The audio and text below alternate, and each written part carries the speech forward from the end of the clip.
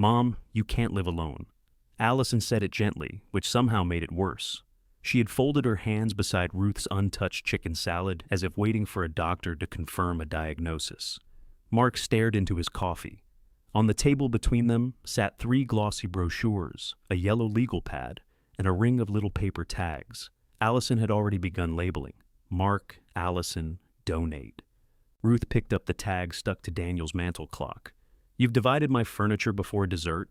"Nobody's dividing anything," Allison said. Mark cleared his throat. "The realtor's only coming to look." Ruth turned toward him. "What realtor?" A floorboard popped in the hall. For one foolish second, she thought Daniel had shifted his weight in the next room. Mark looked at his sister. Allison closed her eyes. "Thursday," he admitted, "just to tell us what the house might bring." Ruth placed the tag on the table, sticky side up.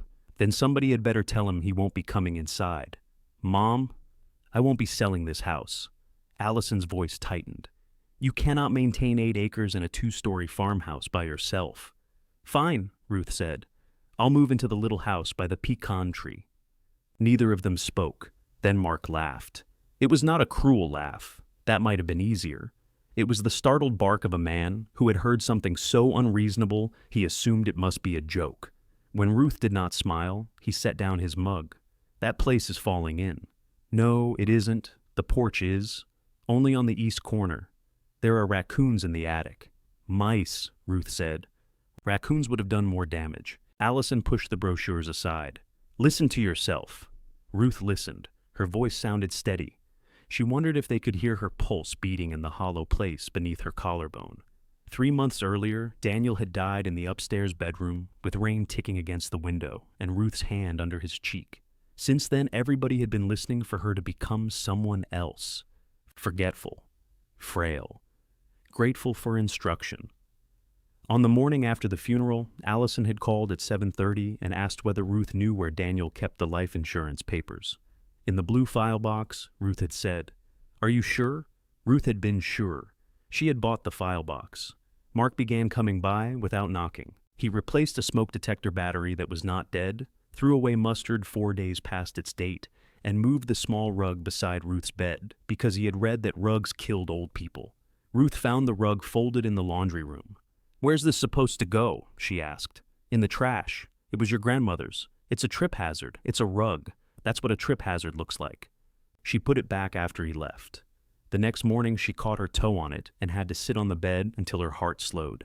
She rolled it up herself and stored it in the cedar chest, furious at Mark for being right and more furious that she could not tell him. The lunch had been Allison's idea. She arrived carrying a deli bag and wearing the navy cardigan she wore when she intended to remain calm in the presence of difficult people. Mark brought coffee in a cardboard tray, though Ruth owned a coffee maker and had made a fresh pot. They ate in the dining room because Allison said the kitchen table was cluttered. The clutter consisted of Daniel's unopened seed catalog, Ruth's reading glasses, and 2 screws she had taken out of the loose hinge on the pantry door. The brochures came out before the sandwiches were unwrapped. Pine Haven had walking paths, movie nights, chef-inspired dining, and a photograph of 2 silver-haired women laughing over an empty chessboard. Ruth wondered how long the photographer had made them laugh. "It's 10 minutes from me," Allison said. "You'd have your own apartment, with a kitchenette," Mark added. Ruth flipped a page. "A hot plate." "It's not a hot plate. It's 2 burners set into a counter.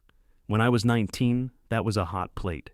Allison gave Mark a look that said their mother was deflecting. They had been exchanging looks over Ruth's head since they were small enough to share a bathtub. Back then, the looks had meant, "Do you think she knows about the broken lamp?" Now they meant, "Do you think she understands what we're saying?" Ruth understood perfectly. The monthly fee at Pine Haven was nearly twice what she and Daniel had once paid on the farmhouse mortgage. The building allowed 1 small pet, no outdoor grills, and no resident alterations. Ruth had spent 40 years altering every place she lived. "Have either of you been there?" she asked. "We took a tour," Allison said. "You toured my new home without me. It isn't your new home unless you like it, but you've picked out what happens to my clock." Allison glanced at the paper tag. That was just to start a conversation about the furniture. The clock started it. Mark rubbed the back of his neck. He was 51, broad through the shoulders, with Daniel's habit of pressing his tongue into his cheek when cornered. He had come straight from a job, or wanted her to believe he had. There was white drywall dust on his boots, but his truck bed had been empty when he pulled in. "No one is trying to take your stuff," he said. "You've attached your name to it." That was Allie. "Oh, don't you dare," Allison said. The old rhythm almost made Ruth smile. Mark created trouble, Allison organized it, and each blamed the other when Ruth walked in. Daniel used to say their children had been born with a complete committee structure. His mantle clock ticked behind them, 1 minute slow, because Daniel had preferred it that way. He claimed a slow clock made a man feel early. Ruth had hated it for 37 years and never corrected it. Allison reached across the table. "Mom, I know this feels fast. It feels decided. It isn't." "Thursday," Ruth said. "That was Mark's idea." "Oh, now it's mine?" Mark sat back. "You're the one who said we needed real numbers," I said eventually. "You sent me the realtor's name to research." Ruth opened her napkin and laid it across her lap. Her hands had begun trembling, and she did not want them to see. It would become evidence. Everything did now. Allison noticed anyway. Her face changed. "Mom, we're scared." The truth of that landed harder than the rest. Ruth looked at her daughter's tired eyes, at the fine vertical line between her brows. Allison had stayed all night during Daniel's last weekend. She had washed his face when Ruth's hands were too tired. Mark had driven through a storm to bring the oxygen concentrator after the delivery company went to the wrong Mercer Road in the wrong county. They had loved their father. They loved her. Love, Ruth was discovering, could enter a room carrying brochures and still expect to be thanked. "I'm scared too," she said. Allison squeezed her hand. "Then let us help." Helping isn't the same as deciding. Nobody said it was. "You called a realtor." Mark leaned forward. "For evaluation, that's all. This house needs work, Ma. The upstairs gutters are pulling loose. The basement steps have no second rail. You can't keep heating the whole place for one person." Ruth withdrew her hand from Allison's. "Your father and I heated it for one person the last 2 years. He barely left the bedroom. That's different." "How?" Mark's mouth opened, then closed. It had been different, of course. Ruth had been sleeping in 40-minute pieces, measuring pills, washing sheets, coaxing Daniel to swallow 3 bites of toast. Nobody had asked if the stairs were too much while she carried laundry down them at midnight. Nobody had suggested a place with chef-inspired dining while she ate crackers over the sink, because Daniel became frightened when she left the room. Back then, exhaustion had made her useful. Now, it made her suspect. Ruth stood and gathered the plates. "Sit down," Allison said quickly. "I'll do that. I'm taking plates to my own kitchen, not crossing the Mojave." "Why do you always do that?" "Do what?" "Make everything sound ridiculous." Ruth stopped in the doorway. Allison's cheeks were pink. "I call, you make a joke. Mark mentions the stairs, you get sarcastic. We ask what you want, and you say you don't know. Then we try to make a plan, and suddenly we're vultures. I never said vultures. You didn't have to." Mark picked at the cardboard sleeve on his coffee cup. "Allie." No, she should hear it. "We lost Dad, too." The room went very still. Ruth looked down at the plates. Daniel had eaten from the one on top the last morning he sat at this table. There was no reason to remember that. It was an ordinary white plate with a gray scratch through the glaze. "I know you did," she said. Allison's anger vanished so quickly it left her looking young and stricken. "I didn't mean, yes, you did. And you're right." Ruth carried the plates into the kitchen. Behind her, Mark said something low to Allison. Allison answered, "Don't," in the same tone she used when he tried to hug her before she was ready. At the sink, Ruth ran water over 3 barely used plates. The pantry door hung open half an inch because she had removed the hinge that morning. Daniel would have wedged a folded matchbook under it and promised to fix it later. Ruth had found 6 of his later fixes in the month after he died. She pressed her fingertips to the cool porcelain edge. She did not want Pine Haven. She also did not want the farmhouse exactly as it was. Daniel's shoes beneath the bench, his razor by the sink, his half of the closet holding its shape around an absence. Every room asked something of her. Dust me, heat me, remember who stood here. Through the window above the sink, beyond the pasture gone pale with late summer heat, she could see the roofline of the little house under the pecan tree. Calling it a house was generous. It had begun as a farmhand's cottage before Daniel's father, Walter, moved into it after his second stroke. Ruth had painted the kitchen yellow for him because he said white walls looked like surrender. Years later, Daniel stacked copper fittings, old faucets, and boxes of invoices inside. After he closed the plumbing business, the cottage became a place for everything he could not throw away. Ruth had not entered it since the previous Christmas, when Daniel insisted there was a working space heater buried somewhere behind the old water tanks. There had not been. She dried her hands. When she returned to the dining room, Allison was peeling the labels from the furniture and sticking them in a neat row on the legal pad. Mark had folded the Pine Haven brochures so their bright photographs disappeared. Ruth put both palms on the back of her chair. "I mean it about the little house." Mark's eyes lifted. "Ma, it has water. It has a septic line. The frame was sound the last time we checked. The last time we checked was probably the Clinton administration. 2004. That's not the defense you think it is." Allison studied her. "Why would you move from this house into that wreck?" "Because it was small enough to hold without being swallowed. Because every room in it could become a decision she made now, not one she and Daniel had made 30 years ago. Because her children could call it foolish, but they could not call it a waiting room." Ruth did not know how to say any of that without crying. "So I can live alone," she said. Mark pushed away from the table and paced to the window.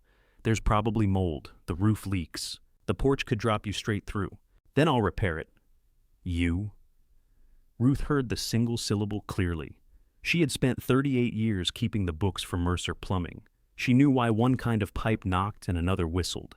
She could identify a cheap shut-off valve by its weight in her palm. She had stripped wallpaper, set tile badly once and well twice, rebuilt cabinet drawers, and learned from Daniel how to sharpen a chisel without taking the edge crooked. But Daniel had been the one whose name was painted on the truck, so the knowledge had become his in the family memory. "Yes," she said, "me." 20 minutes later, after Allison and Mark left with the brochures and the chicken salad, Ruth changed into Daniel's old work shirt and a pair of canvas shoes. She found the cottage key on the labeled board beside the back door. The walk across the field took longer than she expected. Grasshoppers sprang ahead of her. The pecan tree cast a broad patch of shade over the bowed porch, and one shutter hung by a single hinge. Up close, the house looked less like freedom and more like a warning. Ruth fitted the key into the swollen door. It would not turn. She tried again, bracing one hand against the frame. Paint flaked beneath her fingers. Somewhere inside, something scratched and went quiet. "Don't you start," she told the house. She pulled the key out, lifted the sagging door by its knob the way Daniel used to, and turned it again. The lock gave. A smell of wet wood, mouse droppings, and old metal rolled into the afternoon. Sunlight entered through a hole near the eave and fell across boxes stacked almost to the ceiling. Ruth stood on the threshold, frightened enough to laugh. Then she stepped inside. She should have brought gloves. That was Ruth's first clear thought. Her second was that Mark had been right about the mice, though she saw no reason to tell him. The front room was barely visible beneath Daniel's leftovers. Cardboard boxes had softened along the bottom from damp. 2 water heaters stood near the wall like stout metal guards. Lengths of copper pipe leaned in one corner beside a rolled rug, 3 broken dining chairs, and a green toilet still wearing a clearance sticker. Ruth nudged a box with her shoe. It shifted with a dry rustle. "Occupied," she said. She left the door open and crossed to the nearest window. The latch refused to move. She worked it gently at first, then less gently, until the frame lifted with a sound like a cough.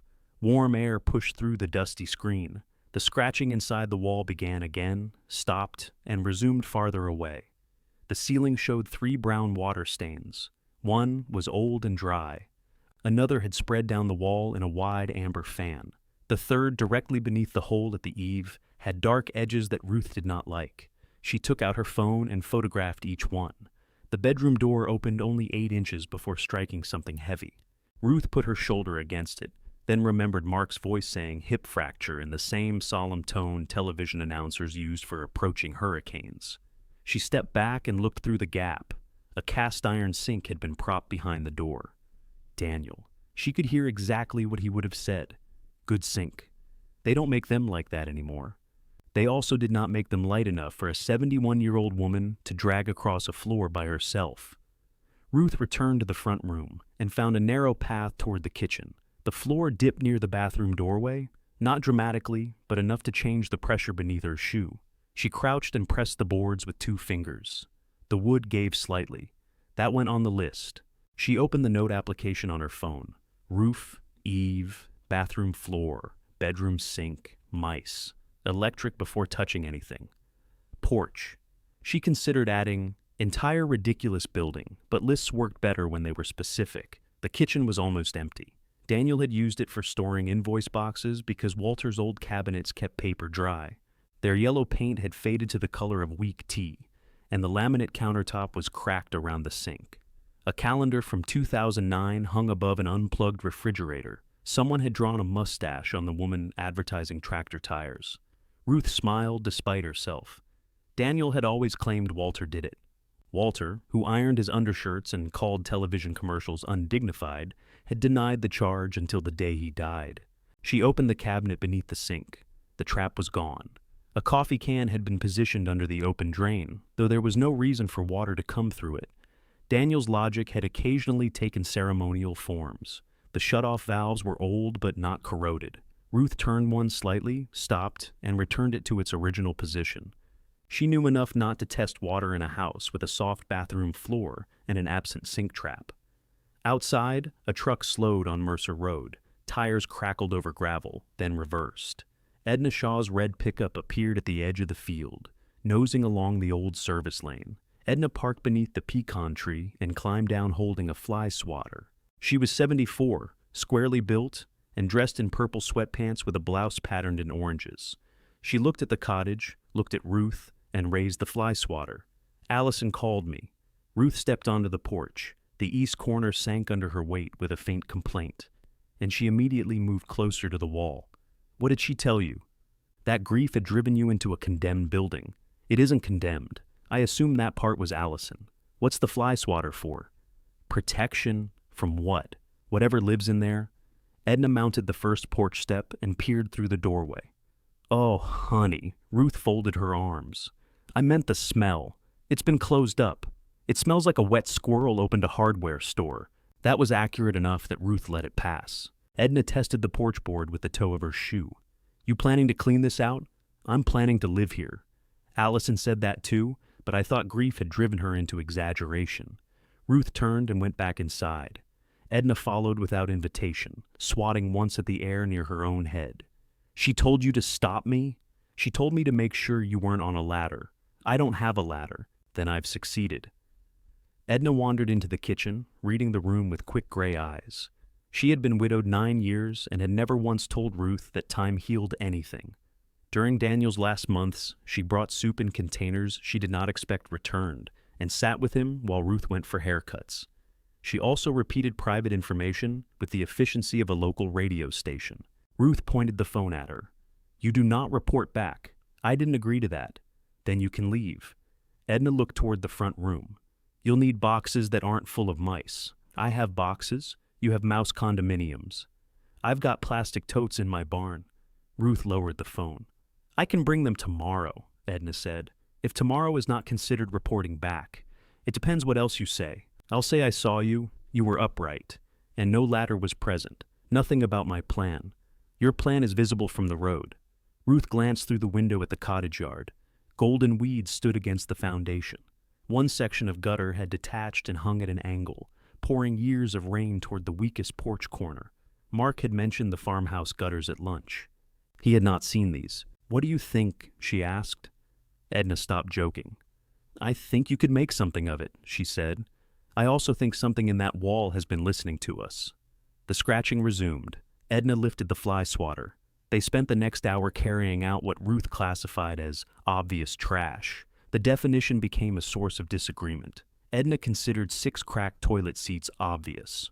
Ruth agreed. Edna considered a brass faucet with one missing handle obvious. Ruth set it aside. You don't need a faucet without a handle, Edna said. I might have the handle. Where? In one of the boxes. The mice might have formed a government by the time we find it. They work slowly. Ruth's back began to pull after the 4th box, and she made herself stop rather than hide it. They sat on the porch steps with bottled water Edna kept behind the truck seat. Sweat dampened the collar of Daniel's shirt. From there, the farmhouse looked farther away than it was. Its white siding had gone gray near the gutters, and one upstairs curtain hung crooked where Ruth had taken it down to wash and not put it back correctly. The cottage faced west. Evening light lay across the field between the two buildings like a broad copper road. Edna followed her gaze. "You don't have to prove anything today." "I know." "Do you?"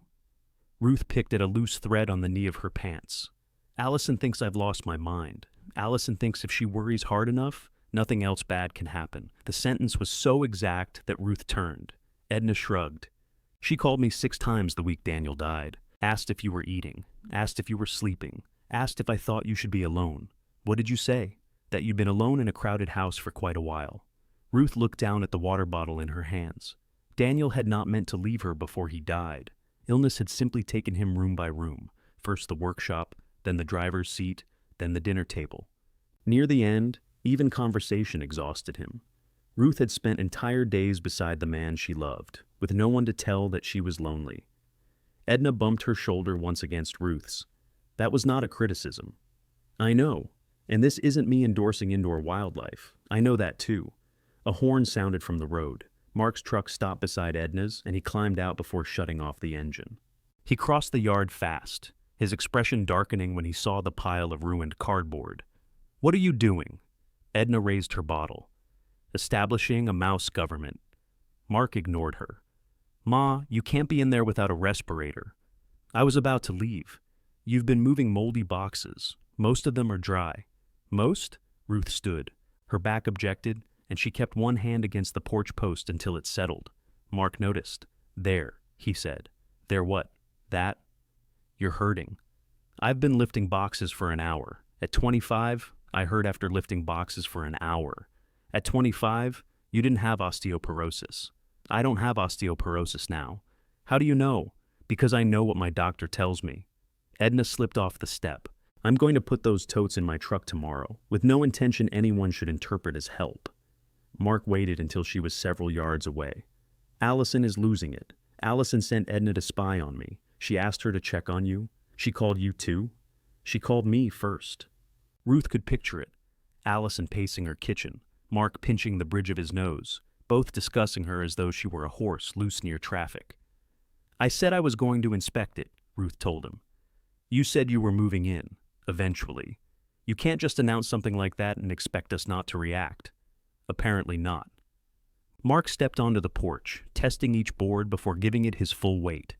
Inside, he stood with his hands on his hips and scanned the ceiling. His face changed. Not much, but Ruth knew him. The cottage was worse than he had imagined. He examined the damp wall without touching it. He crouched near the bathroom threshold. When he rose, drywall dust flaked from one boot onto the floor. "Joist might be gone under there," he said.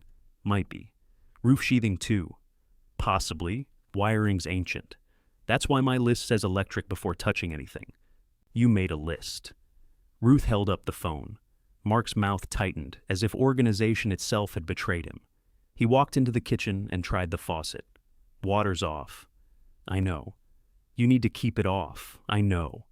"Do not turn that valve." "I know, Mark." He looked at her then, really looked, and some of his irritation gave way to something less simple. Dad let this place rot. The word struck Ruth as disloyal, though she had thought the same thing 10 minutes earlier. He got sick, not in 2009. She glanced at the calendar. Mark opened a cabinet, saw the boxes of invoices, and exhaled through his nose. He kept every scrap of paper he ever touched. "So do you. I learned it from him." "Then perhaps you can explain why there are 3 receipts for one water heater and no receipt for the water heater itself." Mark almost smiled. It appeared and disappeared in the same instant. He returned to the front room and nudged the green toilet with his boot. "This is new. Clearance sticker says otherwise." "You bought this with him, didn't you?" Ruth remembered the plumbing supplier's closing sale. Daniel had insisted the green color would come back into style. She had told him diseases came back too, and that did not make them desirable. He had plans for it, she said. He had plans for everything. Outside, Edna started her truck. She called through the open door. "Ruth, I am leaving in complete ignorance." Ruth waved. Mark watched the truck depart. "You shouldn't be out here alone. I'm not asking you to agree with me." "What are you asking?" It was a fair question. She had no answer ready. For years, asking Mark for help had meant giving him a task: replace a storm door, move a dresser, bring Daniel home from an appointment when Ruth was too tired to drive. Mark liked tasks. They had edges. What she needed now was for him to stand inside the ruined cottage and believe she remained the person making decisions. "I'm asking you not to call a realtor," she said. His gaze dropped. "Mark, I'll cancel Thursday. You'll cancel today?" He rubbed his jaw. "Fine." Ruth waited. "I'll call when I get back to the truck. Thank you." He moved toward the door, then paused beneath the largest ceiling stain. "Before you do anything else, have Len Price look at the electrical. Some of this cloth wiring could still be live from the old panel." "I was going to call him. I can call. I have his number." Mark's jaw worked again. "Right." After he left, Ruth remained until his truck disappeared beyond the field. The cottage had grown dim. Without the open door, it would have felt sealed away from time. She went to the kitchen and pulled the first invoice box from the cabinet. Dust coated its lid. On the side, in Daniel's handwriting, were the words, "Keep Mercer Plumbing," followed by 3 underlines. Ruth carried it to the front step and opened it. The top folder held invoices from 1998. Her own handwriting filled every page: dates, materials, hours, balances, notes about customers who needed extra time to pay. Daniel's name was printed across the top, but the order inside the box was hers. She ran a thumb over a column of figures. For almost 4 decades, she had known exactly what every job required and what it cost. Ruth closed the folder, lifted the empty plastic tote Edna had left behind despite announcing otherwise, and placed it beside the box. One piece at a time, she began sorting what could still be saved. By the time the light thinned, Ruth had filled 1 tote with records worth keeping and 2 contractor bags with paper that came apart in her hands. She stopped when she could no longer read Daniel's handwriting without holding the invoices close to her face. The scratching in the wall had stopped. That concerned her more than the scratching. She locked the cottage and carried the tote across the field in both arms, resting it twice against her hip. At the farmhouse, she set it on the kitchen floor beside the loose pantry hinge. Her phone showed one message from Mark. Canceled. No apology, no explanation. Ruth typed, "Thank you," then deleted it, then typed it again and sent it. Allison had called 4 times. Ruth placed the phone face down and made herself a grilled cheese sandwich. She ate at the cluttered kitchen table, with Daniel's seed catalog under one elbow and the 2 hinge screws beside her plate. Halfway through, she realized she had made only 1 sandwich and had not reached automatically for a second plate. The fact felt like both an achievement and a betrayal. She tightened the pantry hinge after dinner. The upper screw held. The lower one spun uselessly in its hole. Ruth found 3 wooden toothpicks, coated them with glue, pushed them into the stripped hole, and left the door open to dry. Daniel would have approved of the method. He would also have used too much glue. Her phone rang again while she was washing the pan. Ruth answered. "I'm alive." "That isn't funny," Allison said. "It wasn't meant to be. It was an update. Edna said you were moving moldy boxes without a mask. Edna said she was leaving in complete ignorance. She called me from the road." Ruth turned off the water. "Of course she did." She also said Mark came. "He inspected the cottage and canceled the realtor." There was a pause. "He canceled?" "Yes. He didn't tell me. Perhaps he was busy reporting my bone density to strangers." "Mom." Ruth leaned against the counter. Fatigue had made her sharp-edged. She could hear it and did not seem able to stop. "Allison, I'm tired. That's what I'm worried about. I moved boxes. Tired is the appropriate result. You spent years running yourself into the ground with Dad. You don't have to start another impossible project just because you don't know how to sit still." The words entered Ruth like cold air. She stared at the dark window above the sink. "Is that what you think I did?" "What?" "Ran myself into the ground because I couldn't sit still." "No. That came out wrong. It came out quite clearly. I meant you've been taking care of something every minute for 6 years. Maybe you don't know who you are if you aren't fixing a problem." Ruth looked toward the pantry door, propped open while the glue dried. "That may be true," she said. Allison went quiet.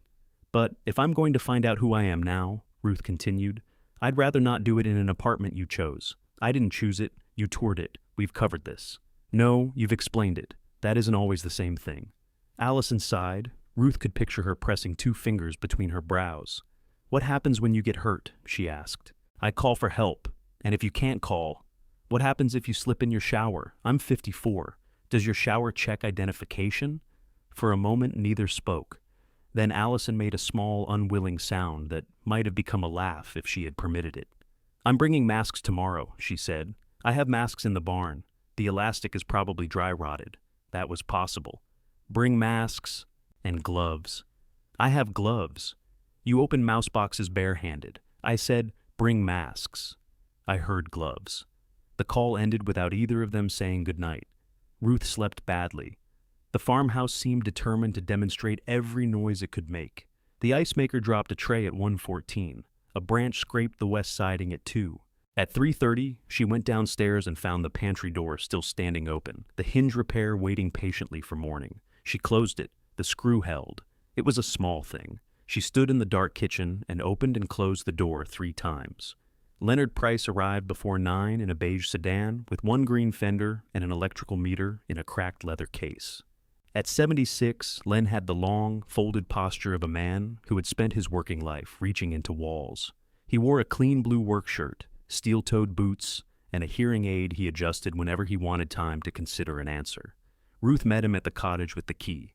Mark said the wiring could still be live, she told him. Mark called me at 7:10 to tell me the same thing. I called you at 7:05. That's why I answered you. He lifted the sagging door, turned the key, and entered without touching a switch. Ruth followed with 2 flashlights. If Mark calls again, you don't tell him anything. I don't tell Mark things when he asks politely. He won't. That'll save time. Len began at the old service panel in a kitchen cabinet. He removed the cover and shone his flashlight inside. Ruth watched his face, but Len had spent decades cultivating the expression of a man unwilling to frighten homeowners until he knew what fright would cost. Well, she asked. The good news is somebody shut off the cottage circuit at the main panel, and the bad, he pointed. This should stay shut off. That bad? This isn't electricity anymore. It's archaeology. The original cloth-covered wiring had been patched in several places. A kitchen outlet had been added with the wrong gauge wire, and one cable disappeared behind a section of damp wall. Len tested every accessible line, then made Ruth stand outside while he checked the crawl space. You're thinner than I am, she called through the open door. That is true and not relevant. It's extremely relevant to a crawl space. What's relevant is that if the floor fails, you'll have to explain to Allison why you dropped a retired electrician under your bathroom. Ruth sat on the porch step and listened to him move beneath the house. Allison's car pulled onto the service lane 10 minutes later. She emerged carrying 2 shopping bags, a covered cup of coffee, and an expression that suggested she had spent the drive preparing for battle. You called someone? Len Price. I see that. What did you think, that I found a second old man with a green fender? Allison set the bags down harder than necessary. You could have told me. Why? So I'd know. That isn't a reason. Before Allison could answer, Len's voice came from beneath the floor. Morning, Allison. She bent toward the crawl space opening. Are you all right down there? No, but the house didn't do it. He emerged with cobwebs in his hair and dirt along one sleeve. Allison immediately handed him a packet of sanitizing wipes. Len accepted them as if this were normal tribute. The bathroom leak has been going a while, he said. At least one joist needs sistering, maybe 2. Subfloor around the toilet comes out. Supply lines look better than I expected. Ruth nodded. And the wiring? Replace it. All of it? If you want to sleep here? Allison turned to Ruth. There. That's the answer. To which question? The place isn't safe. I knew it wasn't safe. That's why I asked Len what would make it safe. That could cost thousands. Yes. Before the roof, before the bathroom, before heating, appliances, all of it. Yes, Allison. How much money are you going to pour into this? Ruth felt Len become very interested in cleaning his meter. I don't know yet. Do you have a budget? I'm making one. With what numbers? The ones I'm collecting? Allison put her hands on her hips. You always do this. Do what? Act as if you've answered, because your voice is calm. Len snapped his case closed. I'm going to look at the service connection. He walked away toward the farmhouse. Allison held out one of the shopping bags. Inside were respirators, heavy gloves, protective glasses, disposable coveralls, and a box of contractor-grade trash bags. Ruth looked up. I bought too much, Allison said defensively. You can return whatever you don't use. Thank you. It doesn't mean I think you should do this. I know, and I'm not helping you do it. I didn't ask. I'm keeping you from getting hantavirus while you come to your senses. Also appreciated. Allison stared at her mother, apparently annoyed by the absence of an argument. Ruth took the coffee from the other bag. It had cream, no sugar, exactly the way she liked it. Len returned with his glasses pushed onto his forehead. Service can handle a small heat pump, water heater, range, normal load. New panel here, new circuits. You'll want somebody currently licensed to pull the permit and do the installation. Do you have a name? Ruth asked. I've got two. One's cheaper. One shows up. Give me the one who shows up. The corner of Len's mouth moved. What do I owe you for today? Nothing. No. Ruth, you crawled under a mouse house before breakfast. I ate breakfast. She waited. Len adjusted his hearing aid. 75? She took out her checkbook. Allison watched. You still write checks? The Republic survives. You could pay him electronically. I could also hand him $75 in pennies. We're choosing from several options. Len accepted the check, tore a page from his notebook, and wrote down two names. Beside the second, he added shows up in block letters. After he left, Allison pulled on gloves. I thought you weren't helping. I'm moving the medical waste. There is no medical waste. There's a coffee can full of rusty razor blades in the kitchen cabinet. Ruth stared at her. You opened cabinets? While you were writing your 19th century check. That can goes to the county collection site. Don't put it in a bag. I know. You can't carry it loose in your car. I know. The lid doesn't seal. Allison looked at her. Do you hear yourself? Ruth did. She began to laugh. It came out rusty at first, no more than a breath with a hitch in it. Then Allison looked down at her gloves, bright blue and 2 sizes too large, and she laughed too. They spent the rest of the morning sorting, not warmly exactly. Allison challenged half of Ruth's keep pile and took photographs of the water stains from 6 different angles. Ruth objected when she tried to throw away Walter's tractor calendar. Allison objected when Ruth saved 4 identical faucet aerators. You own 1 sink, she said. I may own 2. You cannot build a life around emergency aerators. Watch me. Near noon, they uncovered the yellow kitchen wall. The color beneath the cabinets was brighter, almost golden. Allison stepped back and wiped her forehead with her sleeve. I remember this, she said. Your grandfather hated the paint. He said it looked like mustard. He chose it. That sounds like him. They stood together in the narrow room. Without the invoice boxes, sunlight reached the counter. The cottage was still damp, damaged, and crowded with work. But for the first time, Ruth could see the actual size of it. Allison could too. Her expression shifted before she guarded it. This would fit a table, she said. A small one, 2 chairs, maybe 4 if nobody breathes. Allison touched a chipped cabinet pull. Don't take that as encouragement. I wouldn't dream of it. They carried the last bag outside. Ruth's shoulders ached, and a blister had formed at the base of her thumb, despite the gloves. She sat beneath the pecan tree while Allison loaded the hazardous items into a plastic bin. On the porch, the cottage door remained open. The yellow kitchen glowed beyond it. Ruth took Len's notebook page from her pocket. Under the electrician's name, she began a new list. Roof first, floor second, wiring third. Then she wrote a number beside each blank space and left room for the truth. The truth arrived in 3 estimates and refused to be polite. The electrician who showed up quoted $6,800 for a new panel, wiring, outlets, fixtures, and the small heat pump Ruth wanted. The roofer Allison recommended stood in the yard for 11 minutes, never entered the cottage, and wrote $9,400 on the back of a business card. A carpenter pressed a screwdriver through the bathroom floor, whistled, and said he would not know the full cost until he opened it. Between 3 and 7, he said. 100, he laughed. Ruth did not. At the kitchen table that evening, she arranged the estimates beside her monthly bank statement and Daniel's seed catalog. She had enough money. That was not the same as having money to waste. Their savings had been meant for 2 people growing old.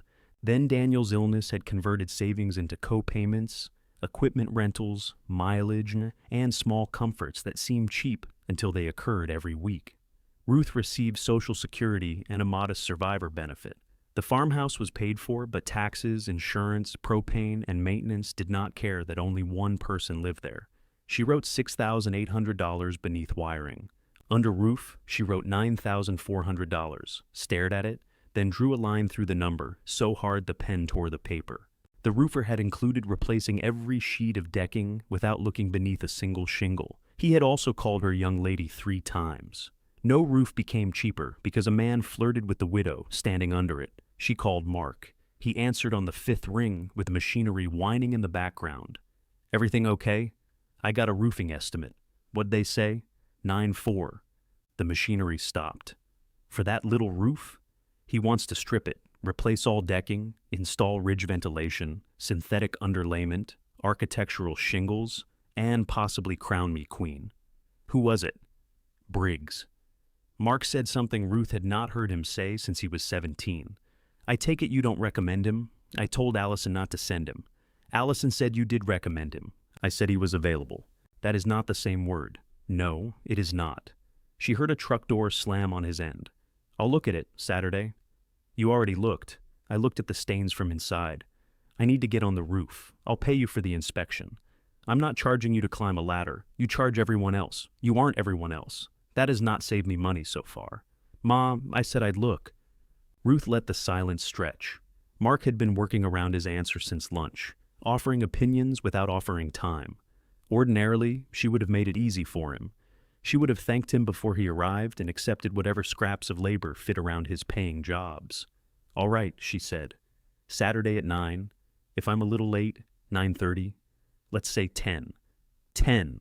If you can't come, call me Friday so I can hire someone else." The machinery started again before he answered. "I'll be there." At 8 minutes after 11 on Saturday, Mark's truck bumped across the field with an extension ladder tied to the rack. Ruth was seated beneath the pecan tree, drinking iced tea beside a legal pad. He got out and looked at his watch as if it might defend him. "You've been sitting here since 10? "No. I've also swept." "Sorry. Supplier messed up an order. You have 15 minutes before I charge for waiting." He stared, uncertain whether she was joking. Ruth had learned that uncertainty was useful. Mark unloaded the ladder, set it against the west eave, and tested the feet. He wore a safety harness, which pleased Ruth, though she did not say so. She held the ladder while he climbed. "Don't stand directly under me," he called down. "I've held ladders since before you had chest hair. That's a sentence nobody needed." She moved to the side. From the roof came scraping, footsteps, and occasional muttering. Mark lifted shingles, pushed at the soft edge with a flat bar, and photographed what he found. He spent longer than Briggs had spent on the entire visit. When he came down, sweat had darkened his t-shirt between the shoulders. Decking's bad around the eave and chimney vent. Rest is mostly solid. Shingles are near done. You could patch it for a year, maybe 2, but if you're serious about finishing the inside, replace it now. How much? Materials, maybe $2,800. And labor? I'll do it. How much? Nothing. No. Here we go. I am not having you work 3 days on a roof for free. I can do it in 2. Then I'm not having you work 2 days for free. Mark took a rag from his back pocket and wiped his face. "I'm your son."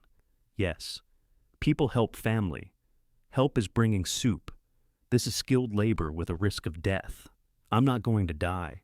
That's what your father said about cleaning gutters in wet shoes. He didn't die. He learned a new word while he was falling." Mark laughed before he could stop himself. Ruth remembered the day.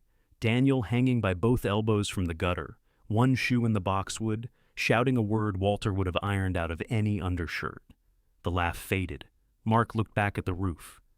"I've got shingles left from the cross job. Same color family. Client changed her mind after delivery. You paid for them? They're sitting in my storage unit." That did not answer me.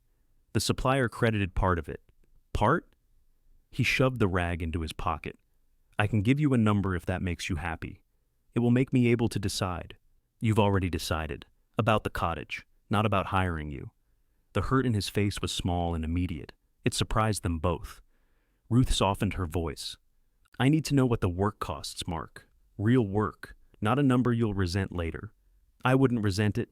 You still mention helping your father install the farmhouse water heater in 1996. He made me miss a playoff game. You were 38. It was an important game." Ruth waited. Mark looked down at the legal pad. 3,200, labor and materials. That's family price. What's regular price? 4, 5, maybe 5, depending on disposal.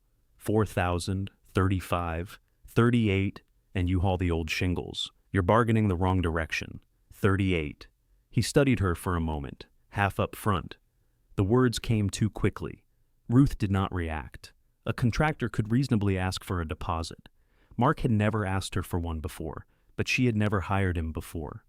"Write out what that includes," she said. "You want a contract?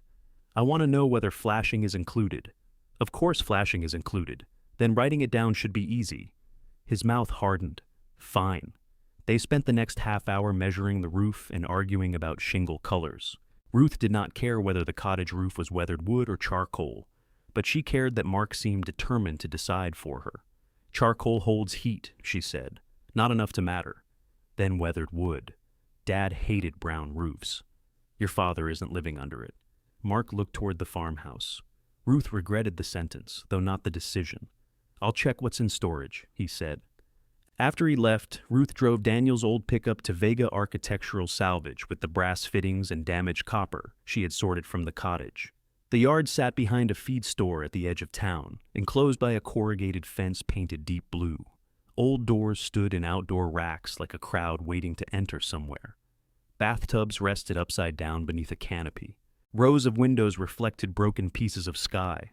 A woman in a canvas apron looked up from a workbench when Ruth came through the gate. "You selling or buying?" she asked. "I'm hoping to sell more than I buy. Everybody hopes that." She introduced herself as Marisol Vega and followed Ruth to the truck with a rolling scale. She was in her late 50s with silver threaded through her dark braid and clear safety glasses perched on her head.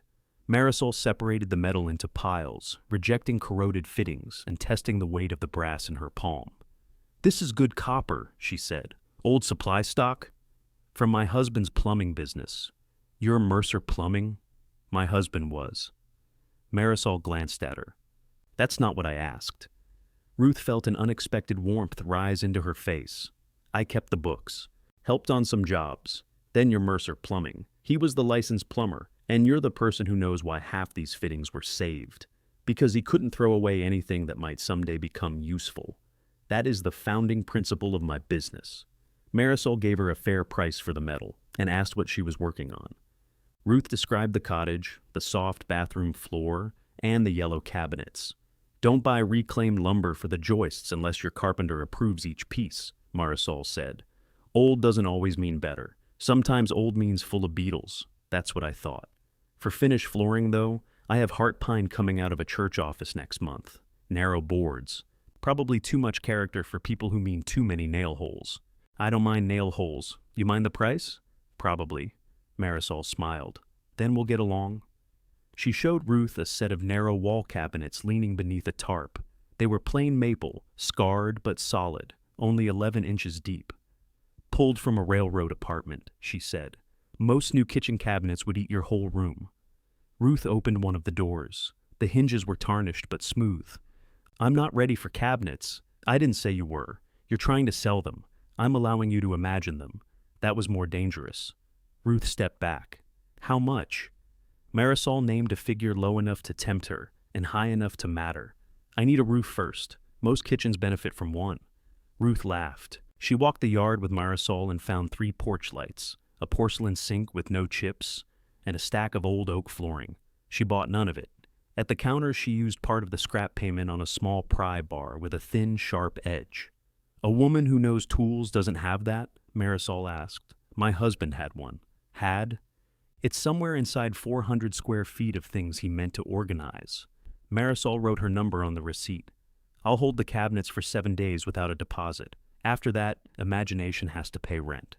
On the drive home, clouds gathered over the western fields. Ruth could smell rain before she reached Mercer Road. Mark's truck was parked beside the cottage. He stood on the porch with a folded blue tarp, looking up at the darkening sky. "You said next week," Ruth called as she got out. "This isn't the roof. It's weather." Wind lifted the edge of the tarp in his hands. Together they carried the ladder around the cottage. Ruth kept both feet on the ground while Mark climbed, spread the tarp over the worst section, and fastened it beneath the eave. The The first drop struck while he was still descending. Inside, rain began a hard drumming overhead. Ruth and Mark stood in the front room, watching the 3 ceiling stains. The largest remained dry. Water appeared near the chimney vent, slid down the wall, and landed in the green toilet with a hollow plink. Mark looked at it. Dad finally found a use for that thing. Ruth laughed until she had to lean against a water heater. Then Mark laughed too, and for a minute the cottage sounded less abandoned than it had in years. The rain strengthened until the field disappeared behind a silver curtain. Mark checked the tarp from every window, then stood beneath the chimney leak with his arms folded. Vent flashing's worse than I thought. Is that included in 38? It's included. You hesitated. I was breathing. Water struck the green toilet again. Ruth moved it 6 inches with her foot until the drip landed in the bowl instead of on the rim. Efficient. We're not plumbing that in. I'm beginning to feel it has earned consideration. Mark shook his head, but he was smiling. They waited out the worst of the storm in the cottage kitchen.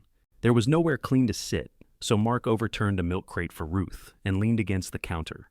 Rain blew through the screen above the sink in a fine mist. The yellow cabinet smelled faintly of damp paper and old coffee. You really remember Grandpa living here? He asked.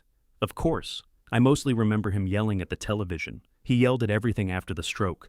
The television took it less personally. Dad hated coming out here. Ruth looked toward him. Your father came every morning. Yeah, but he hated it.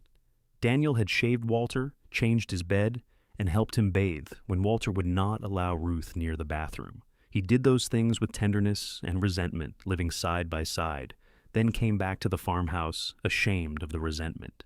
He was tired, Ruth said. So were you. I was younger. That's not what I meant. Before she could answer, Mark's phone vibrated. He glanced at the screen and silenced it. A second call followed almost immediately. You need to get that? No. The phone rang a third time. Mark took it outside beneath the porch overhang. Rain swallowed most of his words, but Ruth heard supplier and Friday and I said, I'm handling it. When he returned, his expression had closed. Business? Always. Ruth did not ask. He did not volunteer. By the time the rain eased, darkness had settled. Mark walked Ruth across the field with a flashlight, even after she told him she had her own.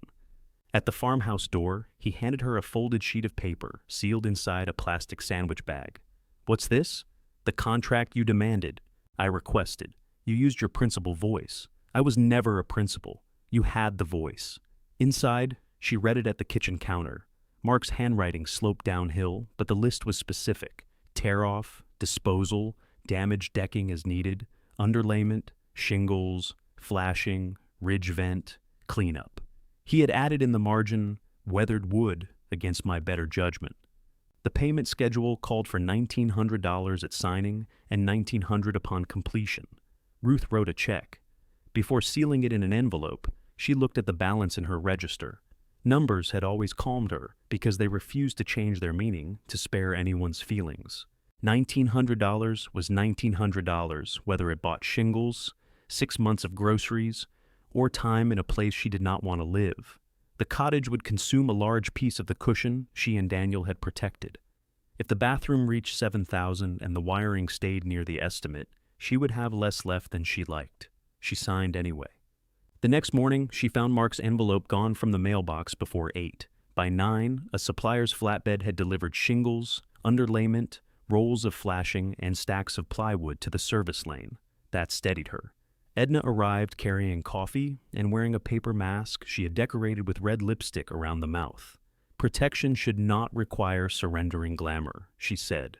It looks like you kissed a coffee filter. Jealousy makes women cruel. They spent the morning sorting the remaining invoice boxes. Ruth kept tax records that still mattered, customer ledgers with personal notes, and 1 year of complete invoices to show how the business had run.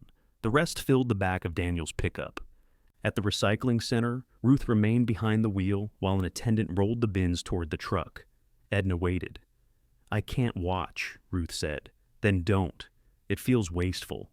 Paper with mouse urine on it has completed its service to mankind. It's not all damaged. No, some of it is merely 30 years old. Ruth watched in the side mirror as the attendant lifted the first box. Daniel's block letter KEEP faced her until the cardboard disappeared behind the bin. She gripped the steering wheel. Those papers proved where they had been every Tuesday in 1998. They proved Mrs. Kavanaugh paid $17 a month on a waterline repair until her balance reached zero. They proved Daniel bought lunch at a gas station in Luray and forgot to separate the receipt from his supply invoices. They proved Ruth had written thank you in the margin when a customer paid early. They did not prove the marriage had mattered. That knowledge did not make releasing them painless. It only made it possible. "You want me to stop him?" Edna asked. Ruth shook her head. When the truck bed was empty, she drove to Vega Architectural Salvage. Marisol was sanding an oak door beneath the canopy, music playing from a small radio. "You've got 2 days left on the cabinets," she called. "I didn't come for the cabinets." "Excellent. They'll be surprised." Ruth sold another box of brass and asked about the heart pine. "Not here yet. Church committee is arguing over whether the floor is historically significant." "Is it?" "Everything becomes historically significant when somebody else wants to remove it." Marisol helped her find replacement window latches and an enamel porch light with a shade the color of cream. Ruth also bought a hand scraper with a curved blade. At the register, she looked toward the narrow maple cabinets. They would fit the wall opposite the yellow originals without crowding the kitchen. She could strip them, sand the doors, and repair the chipped corner herself. They were not necessary yet. Buying them would move the cottage from repair to intention. "How much to deliver?" she asked. Marisol did not smile until she turned away to write the receipt. Mark began the roof on Monday with a helper named Curtis, a quiet man in his 60s who wore sun sleeves and brought his own thermos. Ruth had expected Mark to arrive late. He pulled in at 7:12.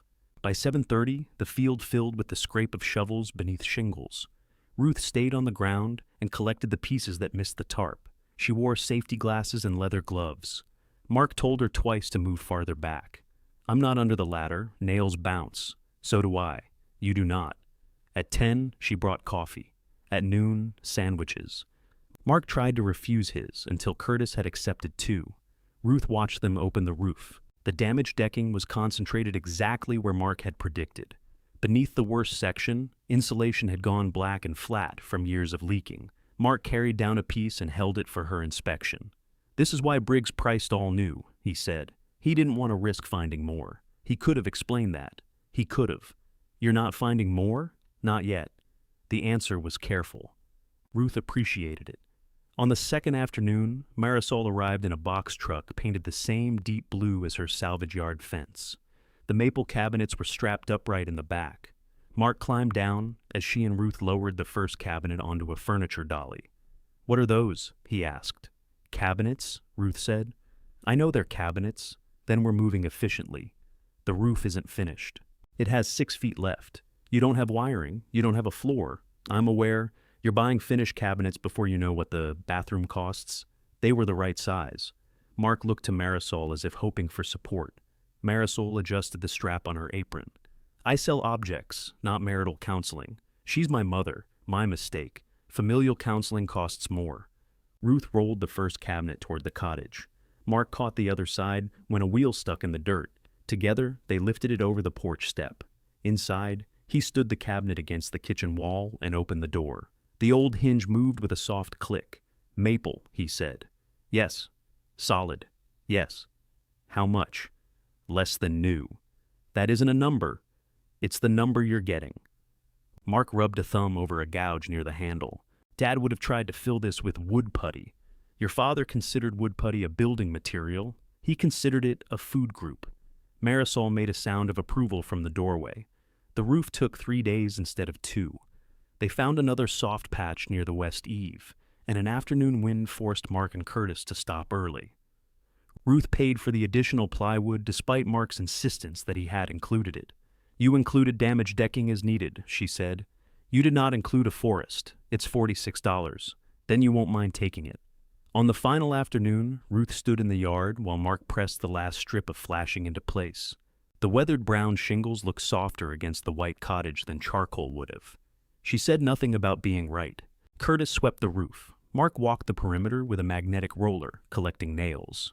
Then he handed Ruth a folder containing material receipts and photographs of the exposed decking, underlayment, and flashing. "You took pictures. You like records. I like useful records." He looked toward the pickup that no longer held 30 years of invoices. "Where'd the boxes go?" Recycling? All of them? Most. His eyebrows rose. You let Dad's papers go? I kept what mattered. Mark was quiet for a moment. You've still got his tools, he said. Some of them are my tools. I know. The words were simple, but Ruth heard the correction in them. She wrote the final check on the hood of his truck. Mark folded it once and placed it in his wallet without looking at the amount. Thank you, she said. You hired me. I can thank someone I hire. He nodded toward the roof. First hard rain, call me. Even at night, especially at night. After the trucks left, Ruth carried a dining chair from the farmhouse and set it in the center of the cottage. The interior was still crowded, and the bathroom remained unsafe behind a strip of yellow caution tape Mark had tied across the doorway. The new cabinets waited against one wall. The green toilet stood beneath the chimney vent, now dry. Clouds gathered after sunset. Ruth sat alone while rain crossed the field and began tapping against the new shingles. She listened for water striking metal, water finding plaster, water slipping down a wall. Nothing fell inside. The cottage held. Ruth stayed until the room became too dark to see, listening to the roof keep the weather out. The rain lasted 40 minutes. Ruth counted every one. When it ended, she walked the perimeter with a flashlight. Water streamed through the downspout Mark had replaced and emptied onto a temporary splash block. The tarp lay folded beside the porch, no longer needed. Along the west wall, the soil remained damp where the old gutter had spent years pouring water against the foundation. She added, "Extend downspout" to her list. In the morning, the cottage smelled different. Damp wood still lingered near the bathroom, but the sour, wet cardboard smell had begun to fade. Ruth opened both windows and pulled the dining chair into the kitchen. She had decided to remove the damaged wall paneling beneath the largest ceiling stain. The roof no longer leaked, the electrical circuit remained off, and she had watched Daniel remove enough paneling to understand the principle. Find the seams, work from the edge, and do not confuse force with progress. The new pry bar from Marisol's slid cleanly behind the first strip of molding. Ruth eased it away an inch at a time. 2 nails squealed out of the wall. The molding came free whole. Well, she said, look at that. The second strip split down the middle. By noon, she had exposed one section of framing. The water damage was ugly, but limited. Insulation sagged darkly between 2 studs. Ruth bagged it, sprayed the area according to the mold cleaner's directions, and set a fan near the open doorway using an extension cord from the farmhouse. She did not touch the bedroom wall, though it bothered her all afternoon. There was a temptation in visible work. One exposed wall made the next wall seem foolish for remaining covered. A loose cabinet asked to be taken down. A stained ceiling tile practically announced that any sensible person could remove it in 10 minutes. Ruth had spent years recognizing that temptation in Daniel. You're done, she told herself. She washed her hands at the farmhouse and found 2 messages from Allison asking if she wanted dinner. Ruth replied that she had already eaten. At 9, she remembered the apple and half a sleeve of crackers on the porch. Technically, she had not lied. She had simply allowed the verb eaten to carry more weight than the meal. The following afternoon, Curtis returned to examine the bathroom floor. Without Mark beside him, he spoke more. He knelt outside the caution tape and pushed a screwdriver through the soft subfloor. Toilet leaked at the flange. Shower pan might have leaked too. Hard to say until it's out. Can the joist be repaired? Probably. Bad section's about 4 feet. Sister a new board along it, block both sides, replace the subfloor. What about the second joist? Stained, not soft. The carpenter said maybe 2. Carpenter's like maybe. Keeps us from becoming liars. Ruth crouched beside him. What can I safely remove? Curtis looked at her, then at the bathroom. You ever removed a toilet? Yes. You ever removed one at 71? No. Neither have I. He was 63, but Ruth chose not to point that out. They agreed she could take down the shallow wall cabinet, remove the door, and strip the vinyl flooring up to the soft section. Curtis would disconnect and remove the fixtures, open the floor, repair the joist, and install new plywood. Ruth would pay him directly, not through Mark. How much? She asked. For my part, $1,200 if the shower comes out clean. Materials included except finished flooring. And if it doesn't? $15. Write down what makes it 15. Curtis nodded as though he had expected nothing else.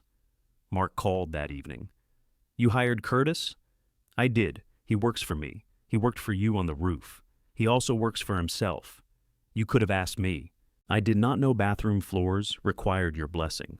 It's not a blessing. I schedule him. He said he was available Thursday and Friday. He's supposed to start a deck Friday. Then perhaps you should speak to him. Mark went quiet. How much did he quote? That's between Curtis and me. I need to know if he's undercutting my jobs. This isn't your job. You know what I mean. Ruth sat at the kitchen table with her expense notebook open. No, Mark, I don't. You wanted me to use professionals. Curtis is a professional. He gave me a price. I accepted it. I could have coordinated all this. You did not offer. I've been busy. I know. There it was again, the place where Ruth normally rescued him. She could hear the strain beneath his irritation. She wanted to say, if something is wrong, tell me.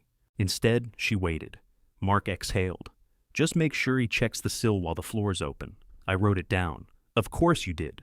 After they hung up, Ruth added, check sill in capital letters. Curtis arrived Thursday at 7:30 with a reciprocating saw, 2 tool cases, and a paper bag holding biscuits. He had brought one for Ruth. I eat breakfast, she said. That what the crackers told Allison? Ruth stared at him. Curtis unwrapped his biscuit. Small town. I am surrounded by informants. Eat before we move the toilet. The green toilet remained in the front room.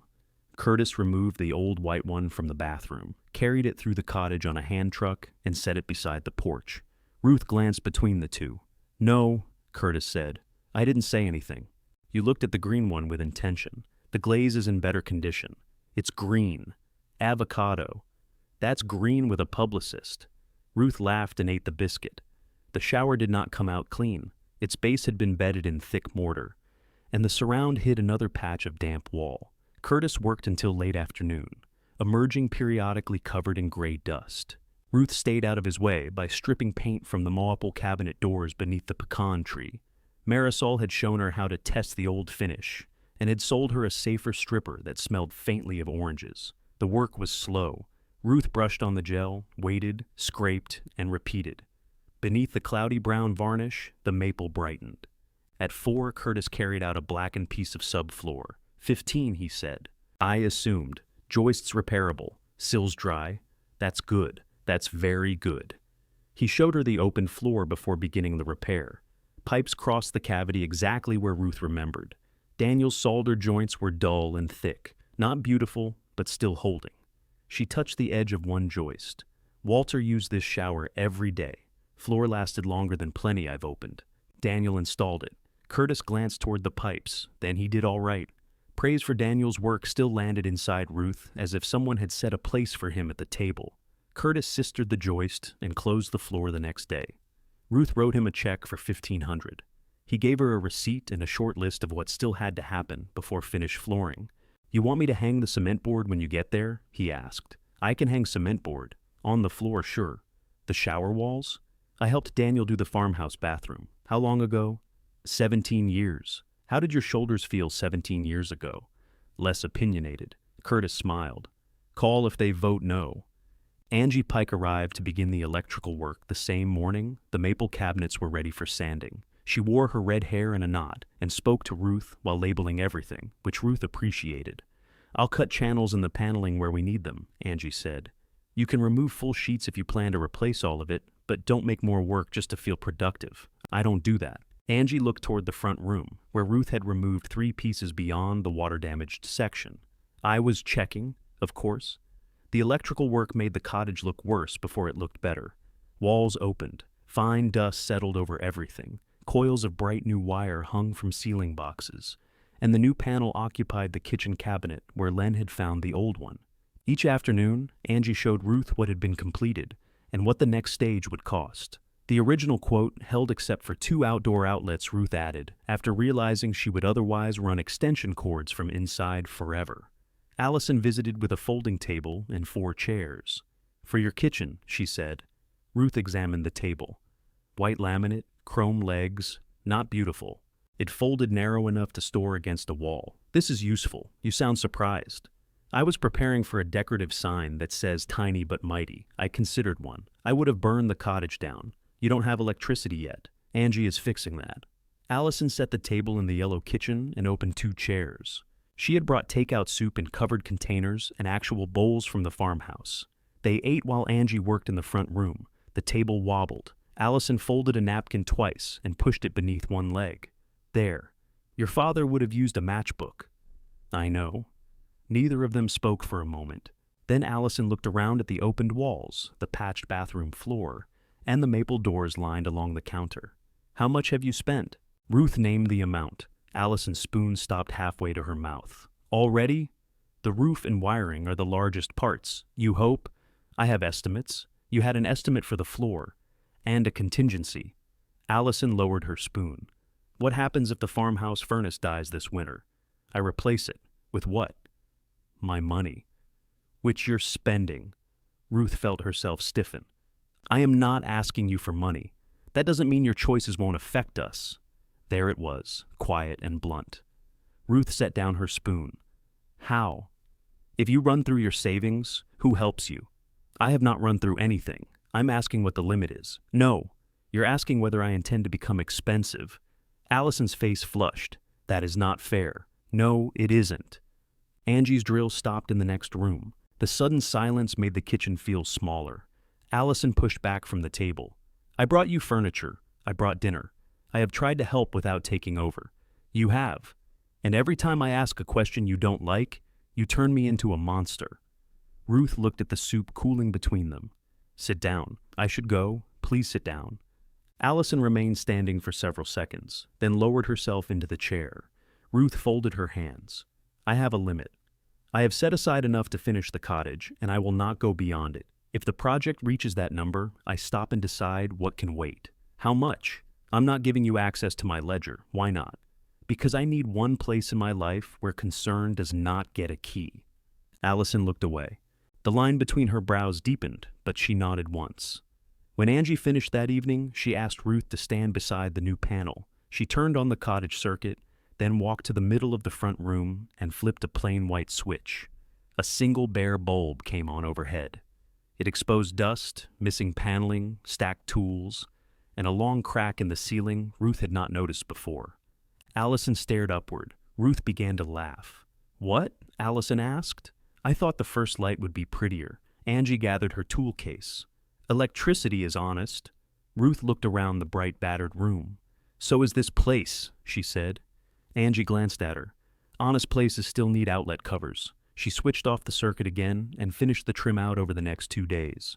Ruth followed behind with a pencil and a roll of blue tape, marking dents to fill, edges to sand, and one section of paneling she wanted to replace rather than patch. You don't need to mark every flaw, Angie said. I'm deciding which flaws I can live with. That sounds less like electrical work. It's the whole project. When Angie handed her the final invoice, it matched the estimate plus the 2 outdoor outlets. Ruth paid it, then stood alone at the new panel and turned on the cottage lights herself. The front room had 3 now, warm pools instead of one hard glare. The kitchen fixture illuminated the yellow cabinets without making them look sick. In the bathroom, a temporary bulb shone over the new plywood floor and the pipes waiting for walls.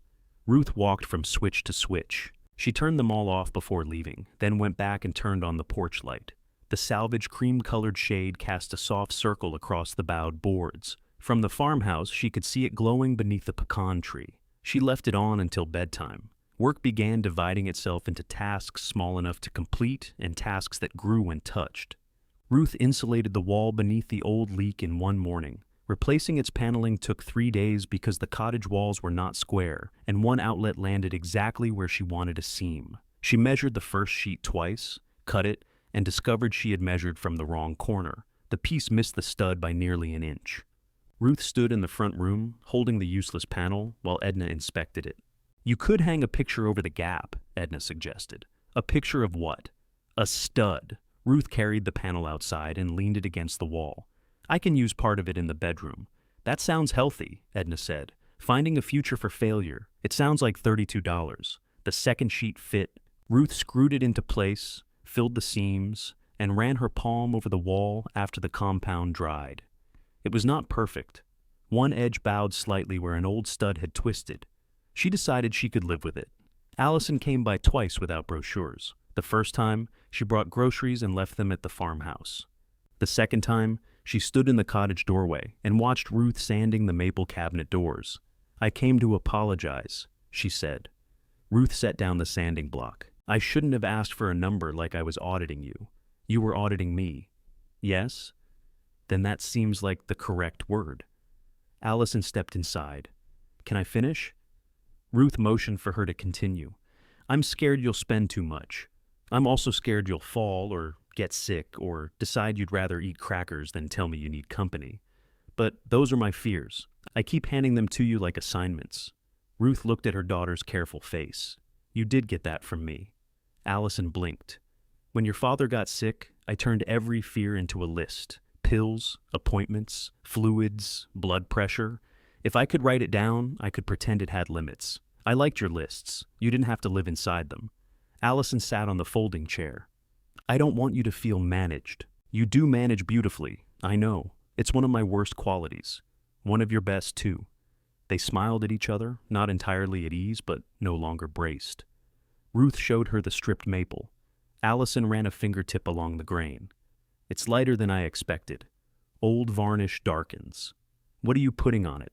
Clear oil, maybe new pulls. Keep the old ones. They're tarnished. They look like they belong." Ruth tilted her head. "That sounded like encouragement." "I said nothing about the house. No, only its cabinets." Allison left after an hour and called from her car to remind Ruth about Sunday dinner. Ruth promised to come. She meant to. Sunday morning, she found a damp spot beneath the bedroom window after overnight fog. Not a leak exactly.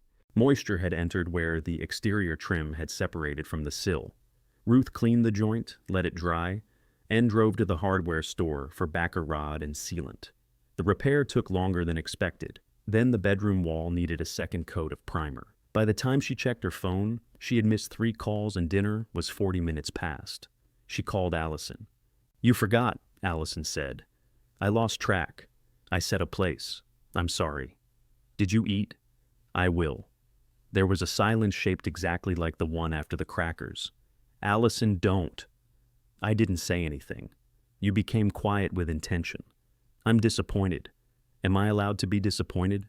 "Yes. Without you making a joke?"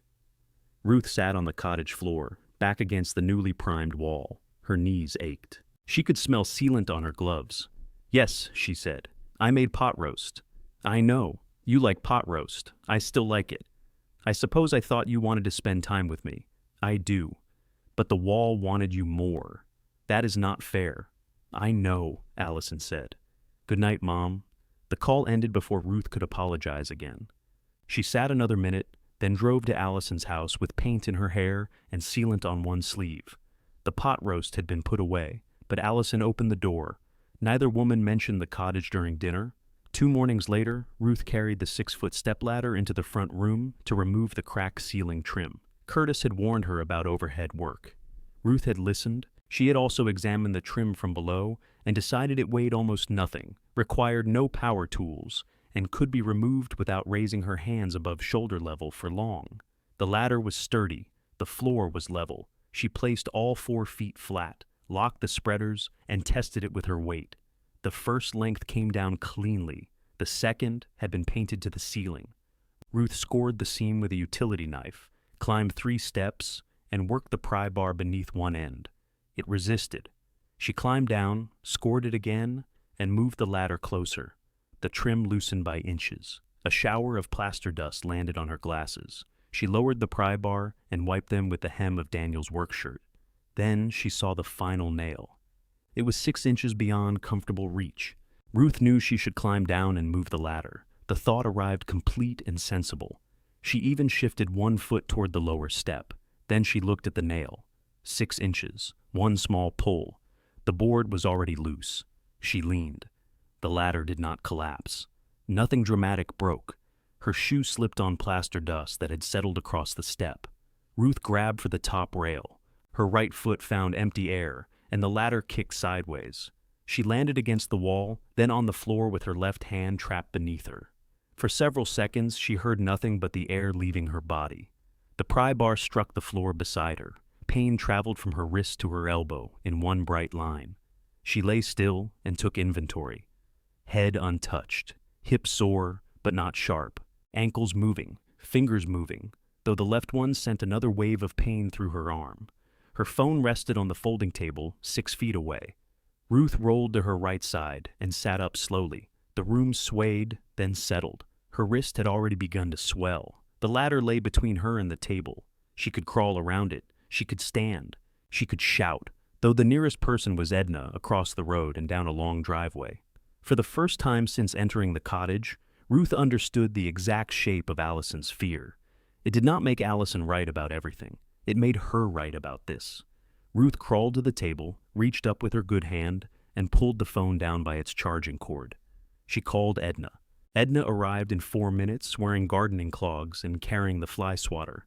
"I panicked," she said when she saw Ruth staring at it. "Where does it hurt?" "My wrist." "Did you hit your head?" "No." "Are you sure?" "Yes." "Do you know who the president is?" "Unfortunately." Edna crouched beside her. "Can you stand?" "With help." They moved slowly. Edna supported Ruth's right side while Ruth rose, keeping her left arm against her stomach. Standing made the pain worse.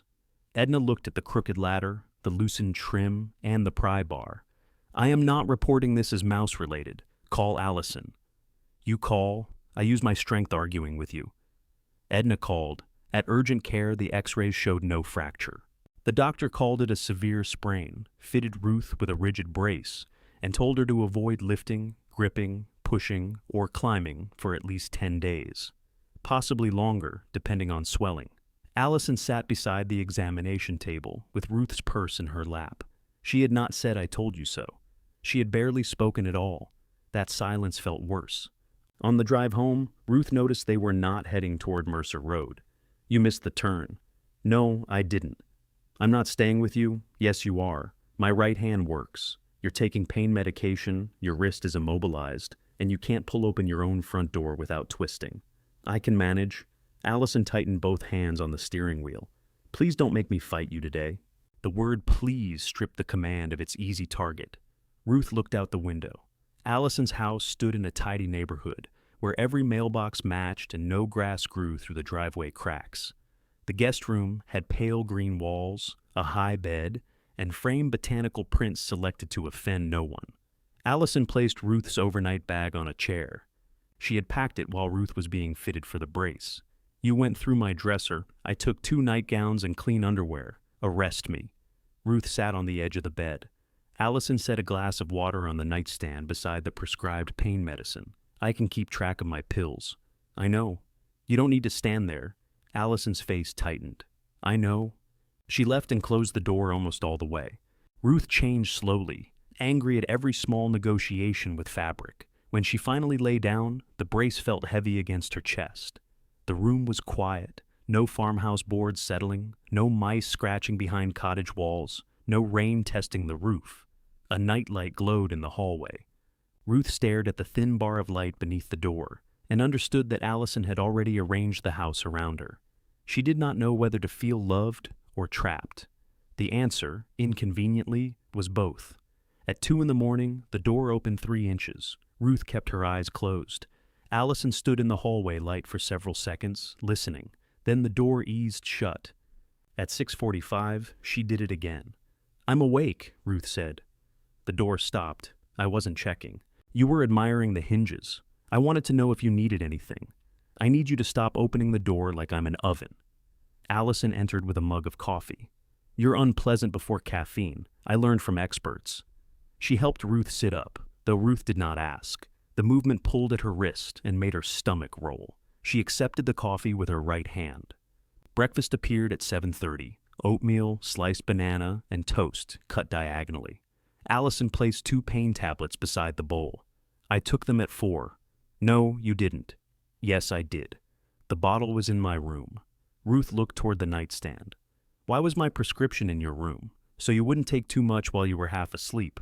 I have administered more complicated medication schedules than this." "I know." "Then return the bottle. You took one of Dad's pills twice." "Once. During a week when I had slept 6 hours total." "Exactly." Ruth pushed the tablets away. "Return the bottle." Allison stood very still, then took it from her cardigan pocket and placed it beside the water glass. "Thank you," Ruth said. "You're welcome." They ate without speaking. At 9, Allison asked Ruth whether she wanted to shower. At 9:10, she placed a fresh towel on the bathroom counter. At 9:15, she covered the brace with a plastic sleeve and tightened the elastic so carefully Ruth could not accuse her of rushing. "I can wash my own hair," Ruth said. "You can't lift your left arm without pain. It bends at the elbow. Your hair is on the back of your head." Ruth looked at their reflections. Allison's mouth had the flat, determined line she had inherited from Daniel. Ruth sat on the shower bench while her daughter worked shampoo through her hair. The tenderness of it was unbearable. Daniel had once sat this way while Ruth washed him. He had apologized every time she poured water over his head, as if needing hands were a form of bad manners. Ruth closed her eyes. Allison rinsed the shampoo carefully. Too hot? No. Too cold? No. Water in your face? Allison. All right. Her fingers moved through Ruth's hair, slower now. "I was so angry at him," Allison said. Ruth opened her eyes. "Near the end? I'd come over and see you doing everything. And he'd complain that the television was too loud. He was uncomfortable. I know. I was still angry. So was I." Allison's hands stopped. Ruth watched water slip down the tiled wall. Not all the time. Not even most of the time.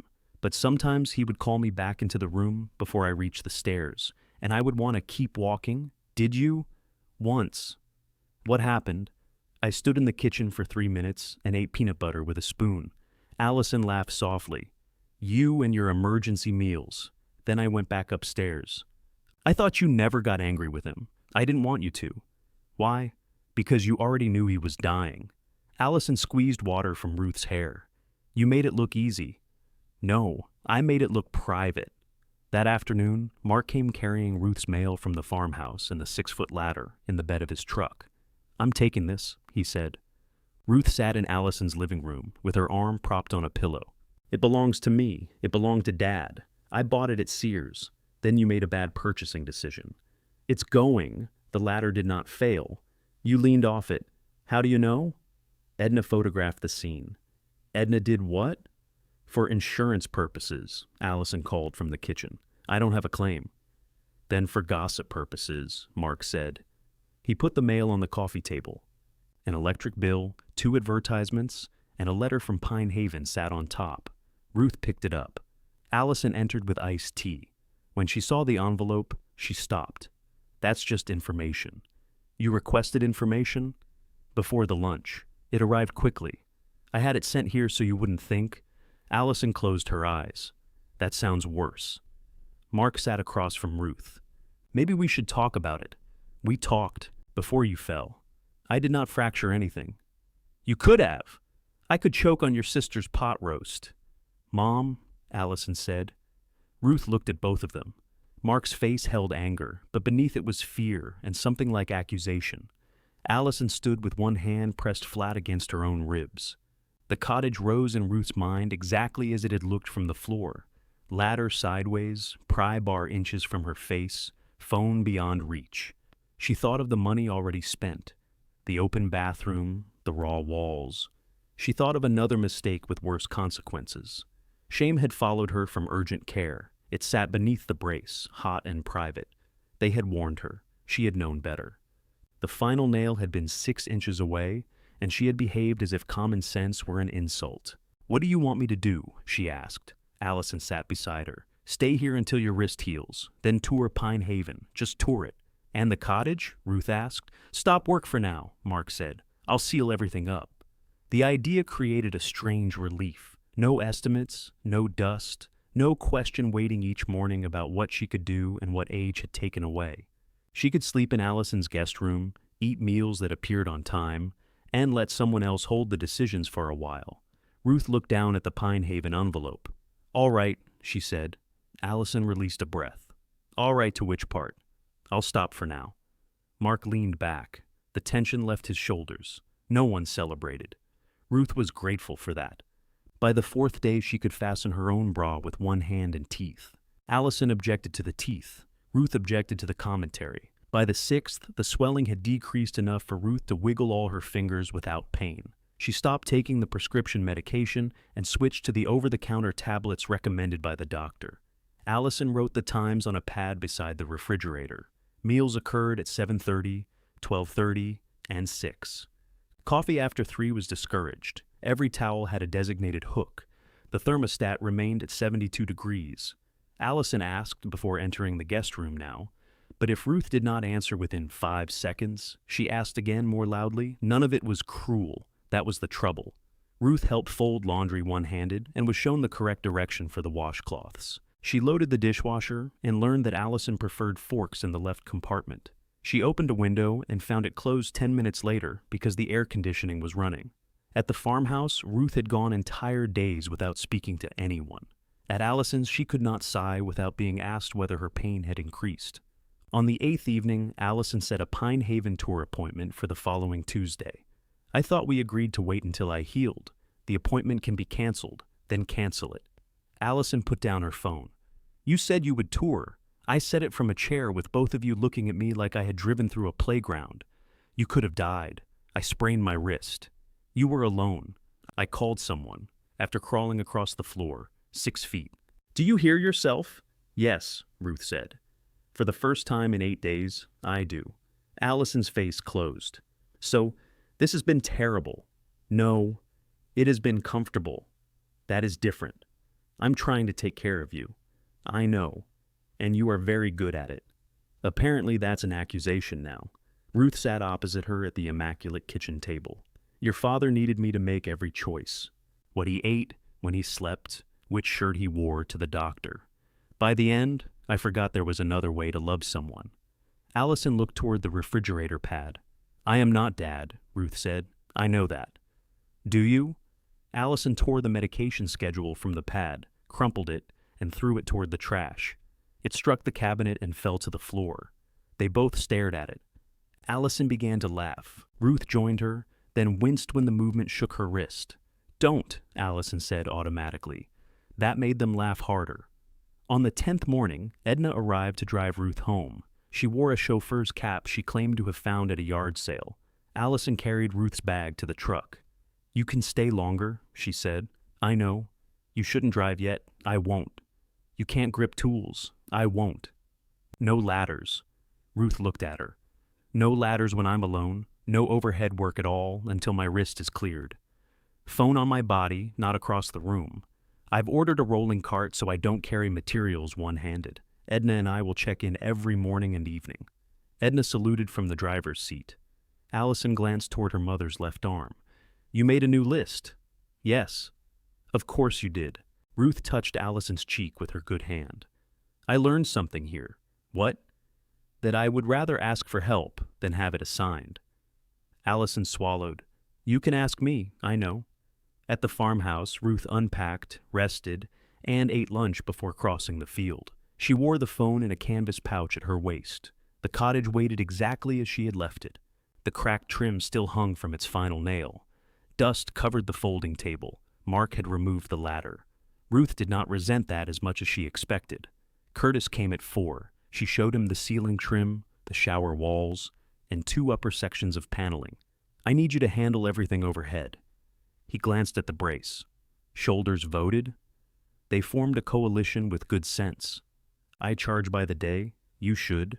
They agreed on the work, the price, and the order. Ruth wrote it all down. Curtis added a line himself. Homeowner remains on floor. After he left, Ruth sat beneath the porch light as evening settled across the field. She had not come back to prove she needed no one. She had come back to decide whose hands entered the work and when. Curtis wrote homeowner remains on floor in red ink and taped the agreement to the kitchen cabinet. You brought your own red pen? Ruth asked, prepared for non-compliance. He removed the last ceiling trim while Ruth sanded baseboards outside. When he needed measurements, she read them from below. When he hung the upper shower panels, she handed him screws from the rolling cart. The arrangement irritated her for half a day and then became ordinary. Work moved faster when she stopped spending energy pretending every task had to be hers. Her wrist improved. At the follow-up appointment, the doctor allowed light use but warned that gripping and twisting would remain painful. Ruth celebrated by opening a jar of pasta sauce with a rubber pad.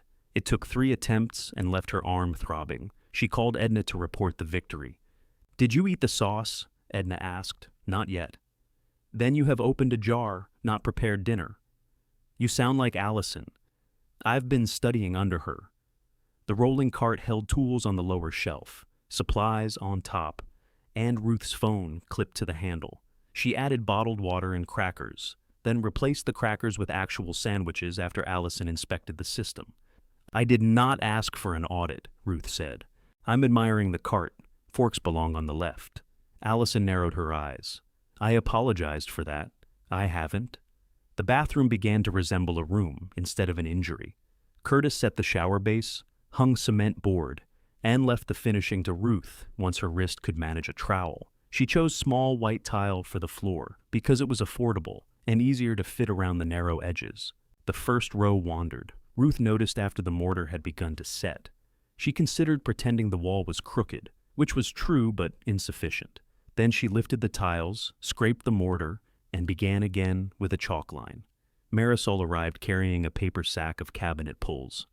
I found these behind a drawer, she said. Thought they might suit your maple. The pulls were plain brass, dark with age.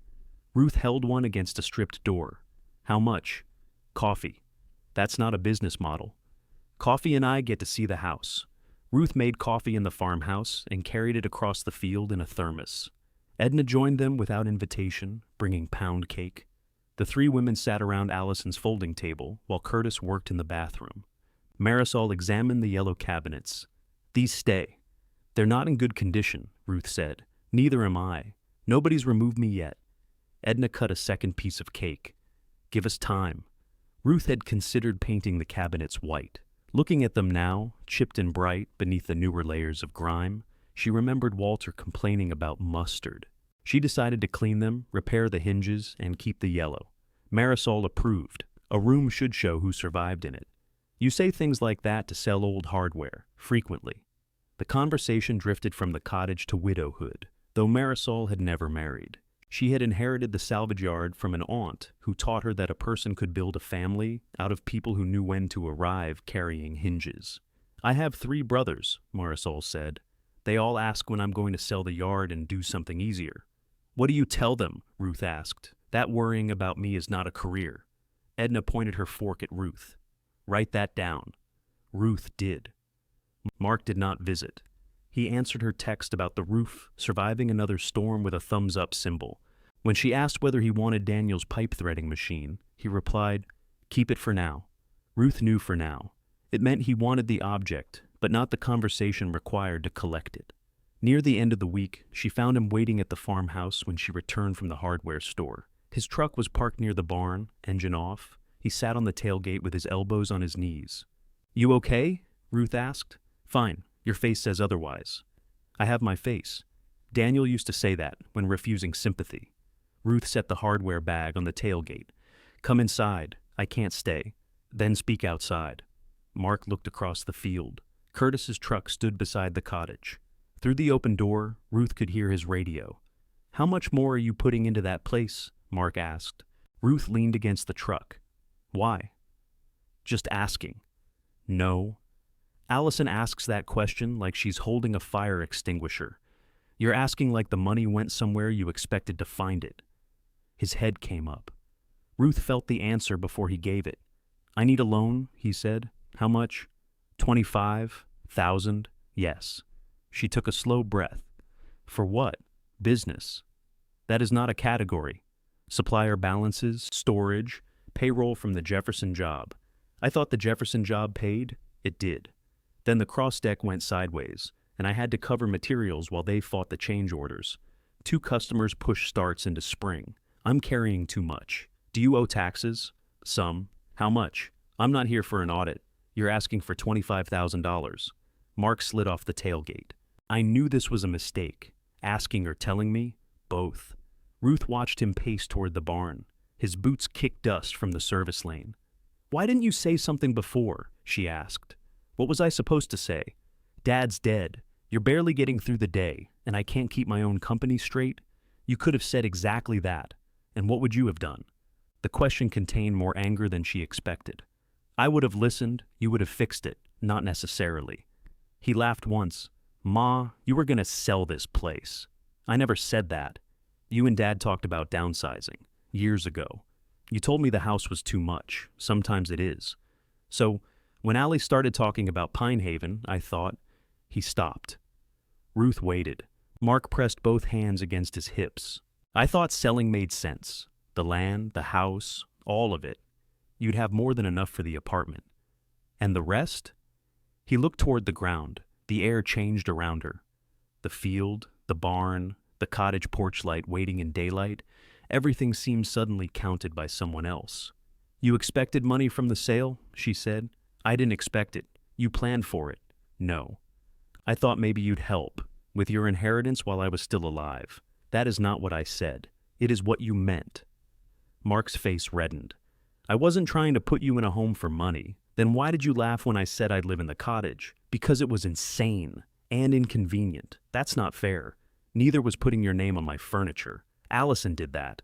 To start a conversation you both had already finished. Mark turned away. He walked 3 steps, then came back. You think I wanted Dad to die? You think I sat there at that lunch counting rooms? I think you were frightened and needed money. I think you wrapped both things together so tightly you stopped knowing which one was speaking. The words struck him. Ruth saw it. He lowered his voice. 25 would stabilize me. I can pay it back. With what schedule? I'll work one out. What collateral? He stared at her. I'm your son. Yes. Which is why I will not take your truck or your tools when you can't repay me. You don't know that I can't. You have not shown me that you can. His expression hardened. But you'll put 30 grand into 400 square feet of rot. I'll put my money into the life I intend to live. And if my business folds, you may have to close it.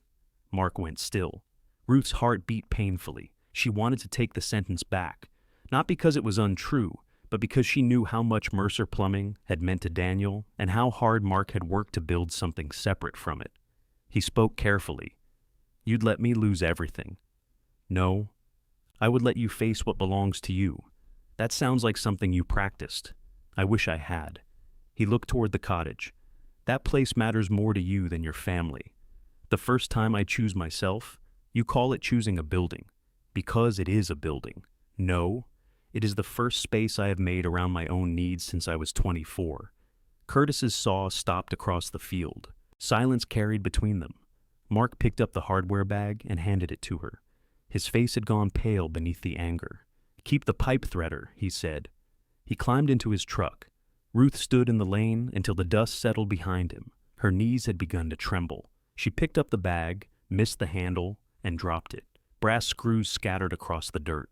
She crouched, then stopped when her wrist protested. Curtis appeared beside her without speaking.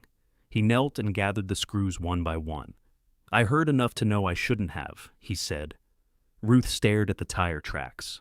Was I wrong? Curtis put the screws back into the torn bag. About which part? The money. You want contractor advice or family advice? Neither.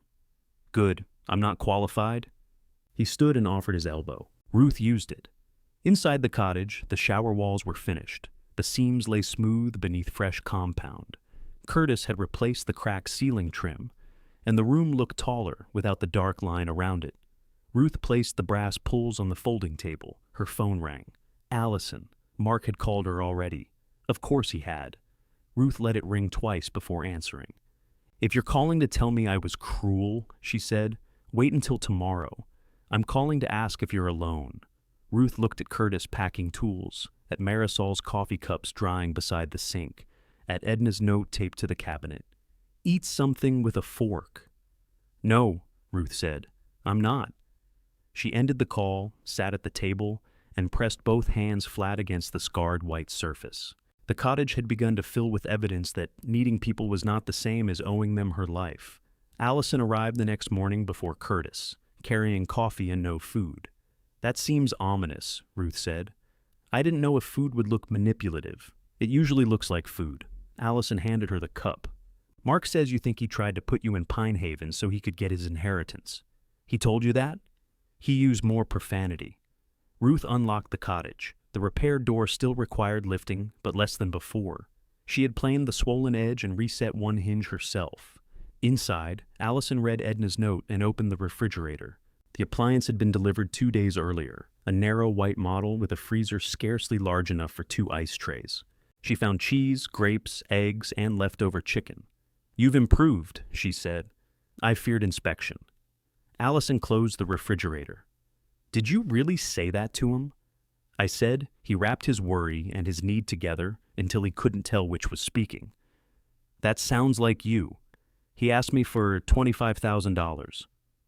I know. Did you know he expected the farmhouse sale to help him? No. Ruth searched her daughter's face. Did you know he was struggling? I knew a customer hadn't paid him. I didn't know the number. He said the Jefferson job paid. The Cross job didn't. Or didn't pay enough. I don't understand all of it. Neither does he. Allison pulled out one of the folding chairs. He thinks you want his business to fail. I said it might. He heard that as permission. He wasn't asking permission. He was asking for money. He is your son. Ruth looked at her. Allison raised both hands. I'm not saying give it to him. You almost did. No, I'm saying this isn't a customer who ignored 3 invoices. It's Mark. I know exactly who he is. That's what makes the saying no so painful. Allison sat. Would you lend it if you weren't doing this? The question was quiet and fair. Ruth turned the coffee cup between her hands. I don't know. You always had emergency money for us. I always became the emergency money. You liked being the person who could fix things. I did. So, maybe he expected what you taught him to expect. Ruth wanted to reject that. Instead, she sat across from her daughter.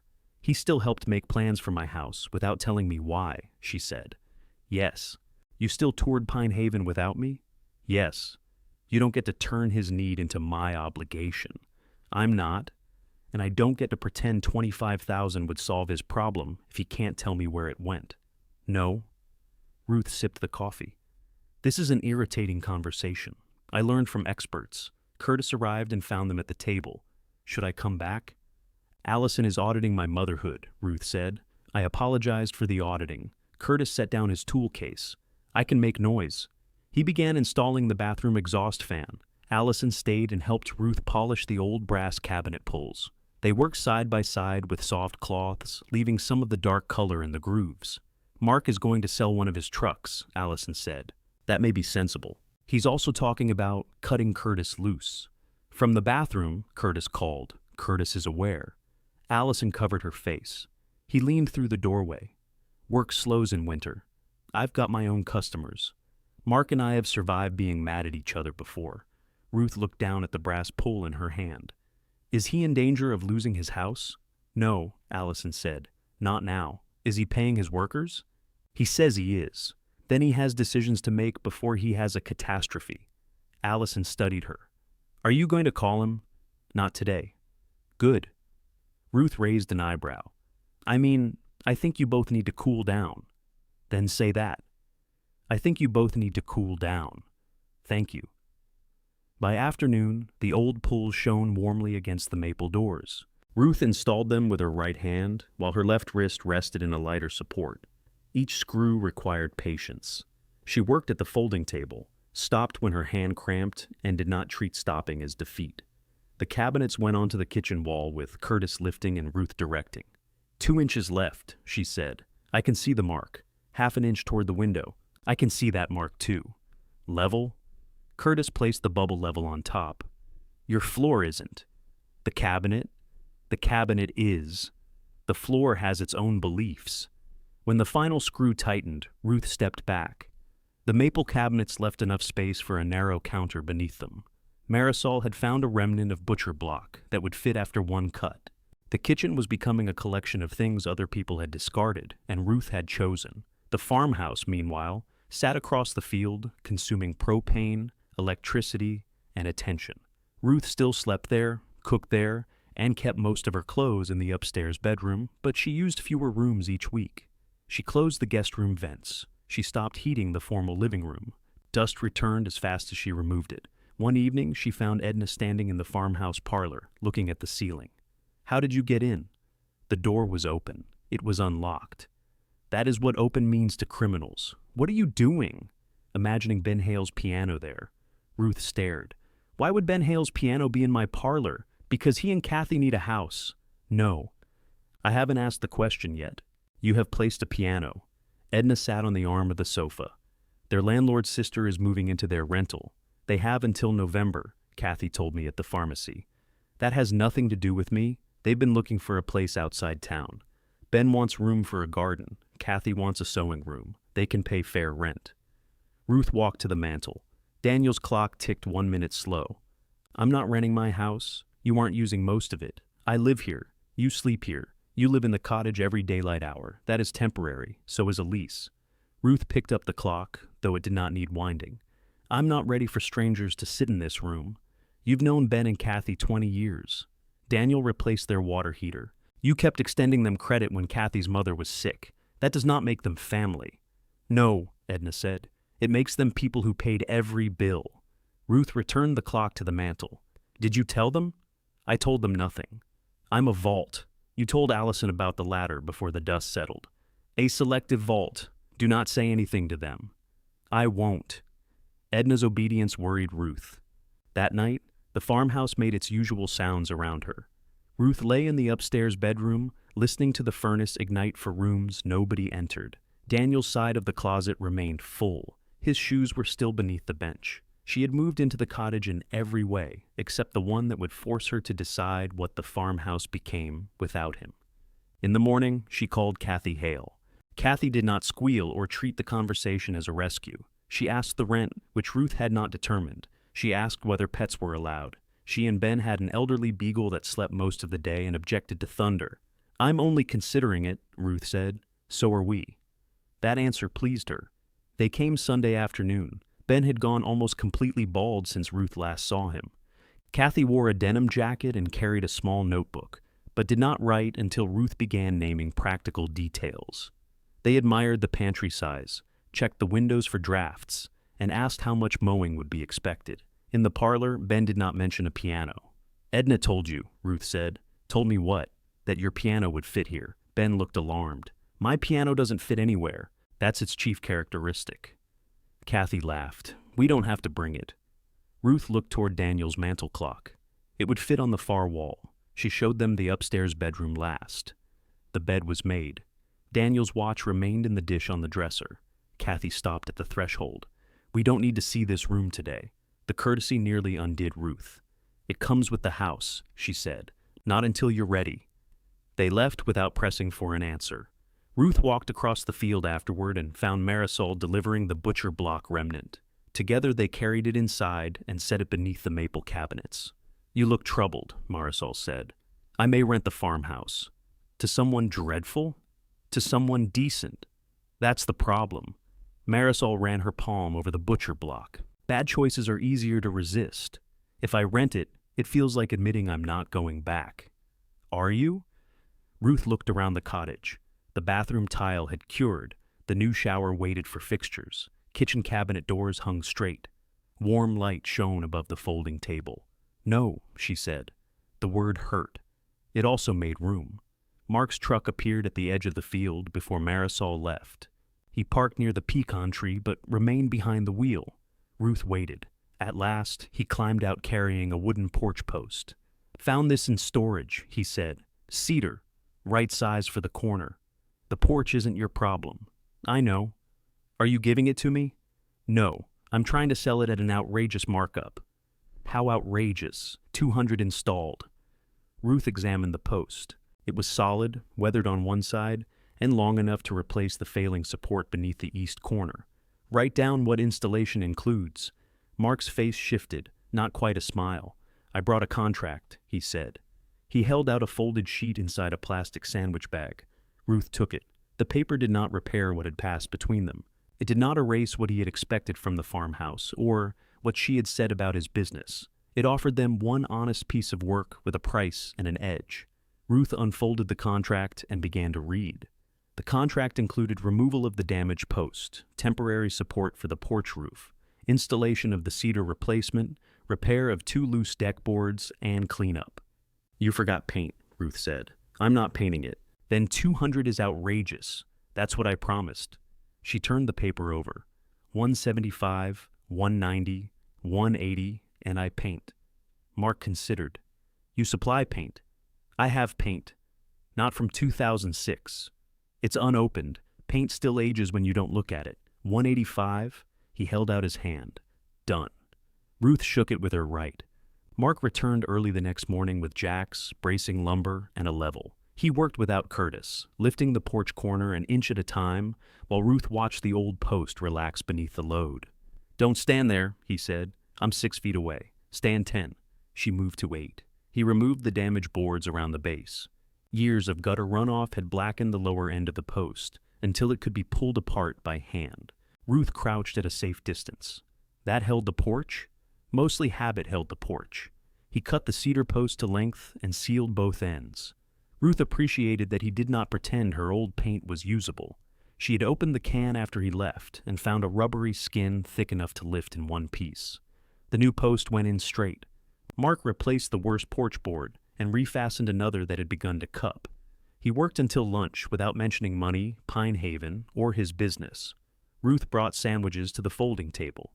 "I spoke to Kathy and Ben Hale," she said. Mark looked up. "About what?" "Renting the farmhouse." He stopped chewing. "I haven't made a final agreement." "You're moving out?" "I have been building somewhere to move into. That's not what I meant." "I know." Mark set down his sandwich. "How much are they paying?" Ruth gave him the figure. It was below what a stranger might have paid, and enough to cover taxes, insurance, expected maintenance, and a modest reserve. "That's low," he said. "It's fair." "Did you check other rentals?" "Yes." "Deposit? 1 month? Lease?" "I am not handing them the front door key on a ribbon." He almost smiled. Ruth poured more iced tea.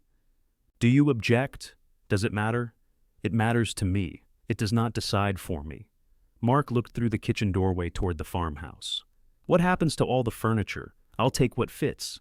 "Store a few things in the barn. Ben and Kathy may use the dining set if they want it. And Dad's tools. You and I will sort them." "When?" "When you can speak about them without treating every wrench like a hostage." He rubbed his thumb over the condensation on his glass. "I sold the second truck," he said. Ruth waited. "Got less than I wanted. Enough to clear the storage balance and one supplier. I worked out payments on the rest." "What about payroll, current, and taxes?" "I'm meeting with somebody. Somebody who knows taxes." "Yes, Ma. Good." Mark's shoulders tightened. "You don't have to sound pleased that I sold a truck." "I'm not pleased. I'm relieved you made a decision. I still think you could have helped." "I did help. I told you the truth before the hole became deeper. You don't know that." "No. I know handing you $25,000 would have made me feel useful. That isn't always the same as helping."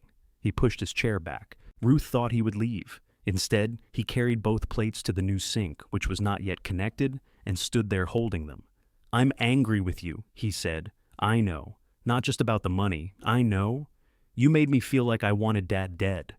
Ruth's chest tightened. "I'm sorry." He turned.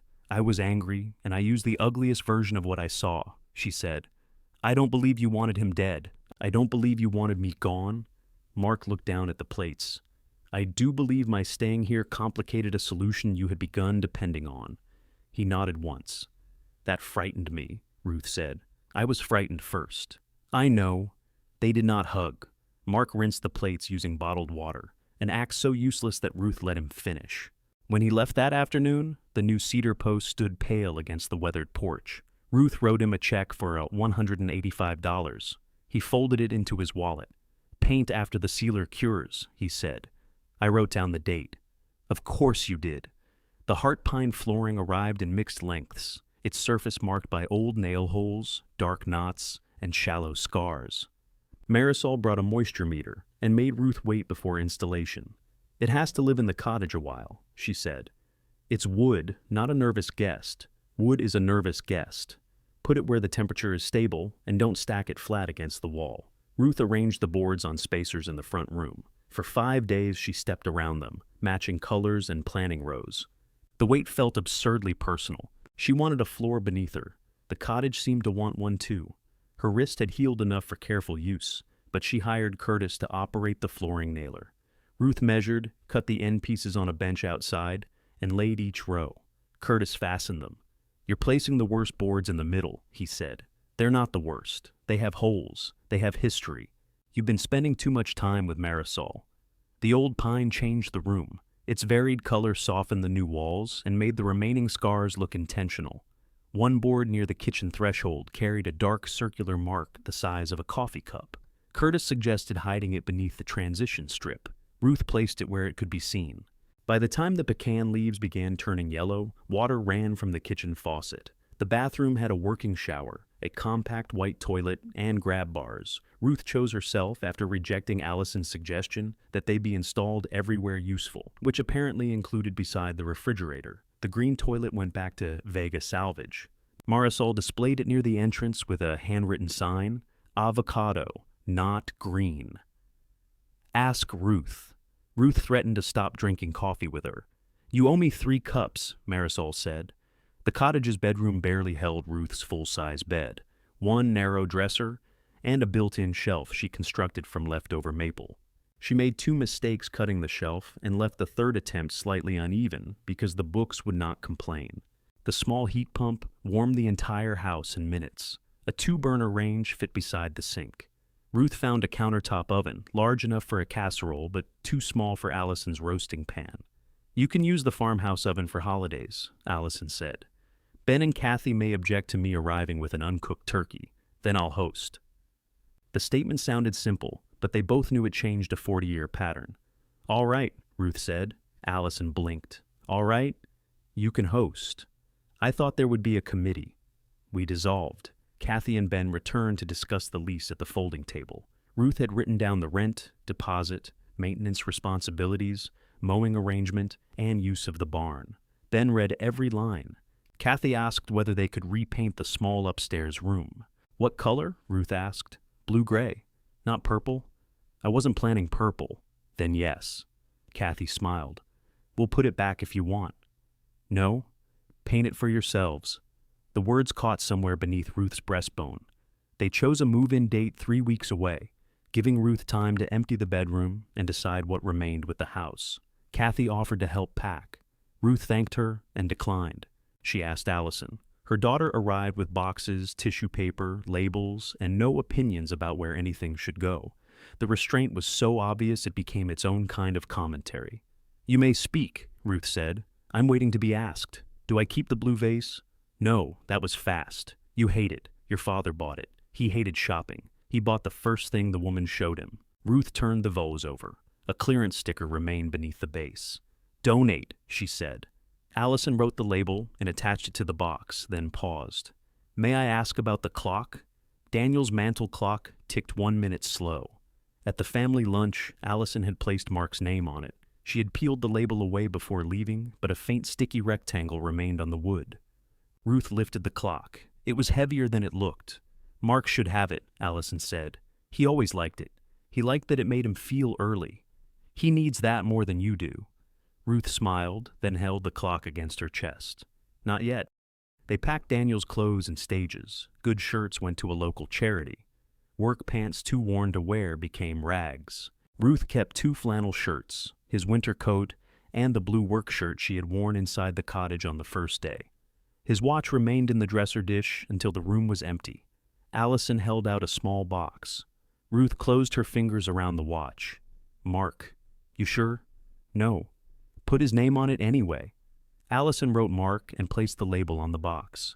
This time, the act felt like a question rather than a theft. They stored the box in the cottage bedroom closet. On the evening before Kathy and Ben's move, Ruth walked through the farmhouse alone. The dining set remained. So did the parlor sofa, the bookcases, and the guest room bed. Empty spaces marked what she had taken. A pale rectangle where the bedroom dresser stood, 2 hooks without Daniel's winter coat, a clean circle on the mantel beneath the clock. The pantry door closed properly. Ruth opened it once and smiled at the hidden toothpicks holding the lower hinge. Outside, Kathy and Ben's beagle sniffed along the fence while they unloaded a few boxes into the garage. They had come early with Ruth's permission. Ben waved but did not approach. Ruth climbed the stairs one final time and stood in the bedroom where Daniel had died. Rain had struck the window that night. His cheek had rested against her hand. She had believed the house would always contain that moment more faithfully than she could. Now the room held no bed, no watch, no shirts, only late sunlight across the floor. "Goodbye," she said. She did not know whether she meant Daniel, the room, or the woman who had stayed there after everyone else left. Ruth locked the front door and carried the mantel clock across the field. The cottage porch shone beneath its cream-colored light. The new post waited for paint. Through the windows, the heart pine floor reflected warm squares of gold. She lifted the door as she turned the key. That repair was still on her list. Inside, she placed Daniel's clock on the maple shelf. Its hand said 7:23. Ruth corrected it by 1 minute. Then she sat at the small kitchen table in the house she had not yet slept in, listening to the clock tell the truth. At 8, Allison called. "Where are you sleeping?" Ruth looked through the kitchen window at the dark farmhouse. Lights glowed downstairs where Kathy and Ben had left boxes, but the upstairs windows were black. Here. A pause followed. Not a controlling pause. Allison was learning. "Do you have sheets on the bed?" "Yes." "Food?" "Enough." "Your medicine?" "I no longer have medicine." "You know what I mean." "Yes." "Do you want company?" The question was offered without the answer already attached. Ruth looked at the second folding chair. "Not tonight." "All right, I'll call in the morning. I'll wait until 9. 8:30, 8:45. Ruth smiled. "Good night, Allison." She locked the door and pulled the curtains. The cottage changed when the windows became dark mirrors. During the day, every room opened toward the field. At night, 400 square feet felt both sheltering and very small. She checked the stove twice. She checked the lock again. She walked into the bathroom and pressed the new grab bar, though Curtis had already tested it with most of his weight. Her nightgown hung from a hook beside the bed. Daniel's blue work shirt lay folded on the narrow maple shelf. Ruth had washed it, but the cuff still carried faint gray stains no detergent could remove. She changed and set her phone on the bedside table. Then she moved it into the wall-mounted holder Allison had bought, where it could not be knocked to the floor. The mattress filled most of the bedroom. Ruth had to turn sideways between its corner and the dresser. When she lay down, the new house made unfamiliar sounds around her. The heat pump whispered. The refrigerator clicked off in the kitchen. A pecan struck the roof with a sharp knock that made her sit upright. "No," she told the tree. She turned off the lamp. Darkness settled differently here. In the farmhouse, it had gathered in hallways and unused rooms. Here, it touched everything at once. Ruth listened for Daniel. For 6 years, listening had been part of sleep. A change in his breathing, the scrape of his heel, his voice calling her name. Even after he died, she had woken certain she heard him upstairs. There was no upstairs now. The relief came first, then guilt for the relief. Ruth pressed her palm against the empty half of the bed. It was not Daniel's half. The bedroom was too narrow to hold all the old arrangements. "I'm here," she whispered, though she did not know whom she meant to reassure. She slept. At 6:10, she woke to pale light at the curtain and the sound of Kathy laughing across the field. Ben was trying to guide a moving truck backward while Edna directed him with gestures large enough to land an airplane. Ruth put on a robe and stepped onto the porch. "Left!" Edna shouted. "My left or yours?" Ben called. "They're the same when I'm facing you. They are absolutely not." Kathy saw Ruth and waved. "We woke you. I was awake." The lie came easily and harmed no one. The beagle sat in the passenger seat, observing the operation with open disapproval. Ben finally positioned the truck near the farmhouse porch and climbed out. "We can wait until later," he told Ruth. "You have a truck." "For the morning. Then move." Kathy approached with a key on a plain metal ring. "This still feels like yours." "It is mine. I mean the inside." Ruth understood. "For the term of the lease," she said, "the inside is yours." Kathy nodded. "Then we'll take care of it." The first object off the truck was the piano. Edna stood beside Ruth with both hands clasped over her heart. "Don't," Ruth said. I said nothing. "You are glowing. It fits perfectly." Ben and 2 movers wrestled the upright piano into the parlor and placed it against the far wall. Through the open front door, Ruth could see its dark wood occupying the space she had imagined. The sight hurt less than the empty room had. Kathy set a blue ceramic bowl on the kitchen counter. Ben placed a row of potted herbs on the back steps. Their belongings entered gradually, not erasing Ruth and Daniel, but interrupting the stillness that had begun to preserve the farmhouse like a sealed jar.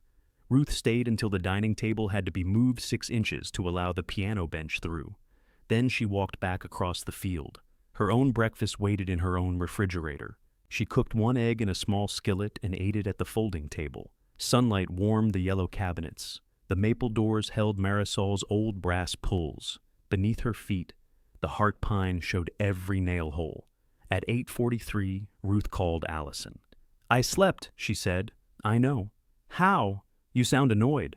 "I could have had a terrible night and still sounded annoyed." "That is also true." Ruth smiled into her coffee. "Come for dinner Friday. At the cottage? That is where I live." "How many chairs?" "4, if nobody breathes." "I'll bring one that folds." The cottage did not become easy simply because Ruth had slept there once. The bedroom window stuck on humid mornings. The hot water tank required several minutes to recover after a shower. Cooking fish filled the entire house with fish. On the third night, she dropped a jar lid behind the refrigerator and discovered that retrieving anything from behind a narrow appliance remained a young person's sport. She called Edna. Edna arrived with a yardstick and extracted the lid in 30 seconds. "I'm the emergency contact for condiments now. You wanted a key. I don't have one." "Exactly. You had to knock." Edna looked pointedly at the door. "I'm considering it," Ruth said. Ruth painted the cedar porch post after the sealer cured. She chose white to match the trim, though part of her wanted to leave the fresh wood visible as proof of repair. The paint covered the difference between the new post and the old porch. Strength did not have to announce where it had been added. She replaced the loose bedroom latch and extended the downspout. Mark adjusted the front door until Ruth no longer had to lift it while turning the key. "That repair was on my list," she said. "It was on mine, too. You don't live here. I still have eyes." She let him finish. Mark's business survived in a smaller shape. One truck, fewer simultaneous jobs, no storage unit full of supplies he had paid to forget. He did not discuss every number with Ruth, and she did not ask. Curtis continued taking work from him when their schedules matched, and work of his own when they did not. The pipe threading machine remained in the barn. Mark came for Daniel's watch one Sunday afternoon. Ruth handed him the labeled box. He opened it at the kitchen table. "Allie did this?" he asked, touching the mark tag. "At my request." He lifted the watch by its worn leather band. Daniel had stopped wearing it when his wrist became thin enough for the face to turn beneath his arm. "It runs slow," Mark said. "Everything your father owned ran slow. Except the clock." The clock was deliberately wrong. Mark smiled. He fastened the watch around his wrist, though the band was too tight. "I'll get a new strap. Keep the old one." "I know." He looked toward the maple shelf. The mantel clock ticked there at the correct time. "I thought you'd give me that." "I may. You don't have to." "I know." That exchange felt more honest than a promise. Ruth delayed the housewarming until she had baseboards in the bedroom and a proper table in the kitchen. Marisol found the table first. A drop-leaf oak piece with 2 repaired legs and a water ring that refused sanding. "It has character," Marisol said. "It has damage. I charge extra for character." Ruth bought it after negotiating away the extra. Allison organized the housewarming only where asked. She made a list of food and sent it to Ruth for approval. She did not invite anyone without permission. The restraint lasted until Ruth requested napkins, at which point Allison brought 3 colors and asked Ruth to choose. "They're napkins," Ruth said. "I have been told not to decide." "The yellow.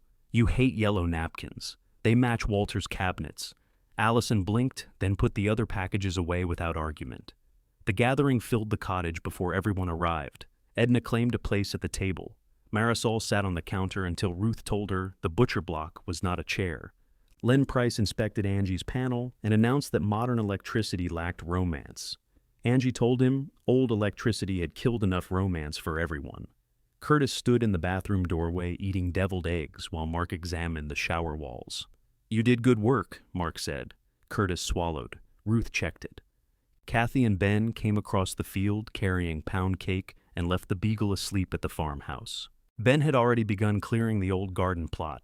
Kathy had painted the upstairs room blue-gray, as promised.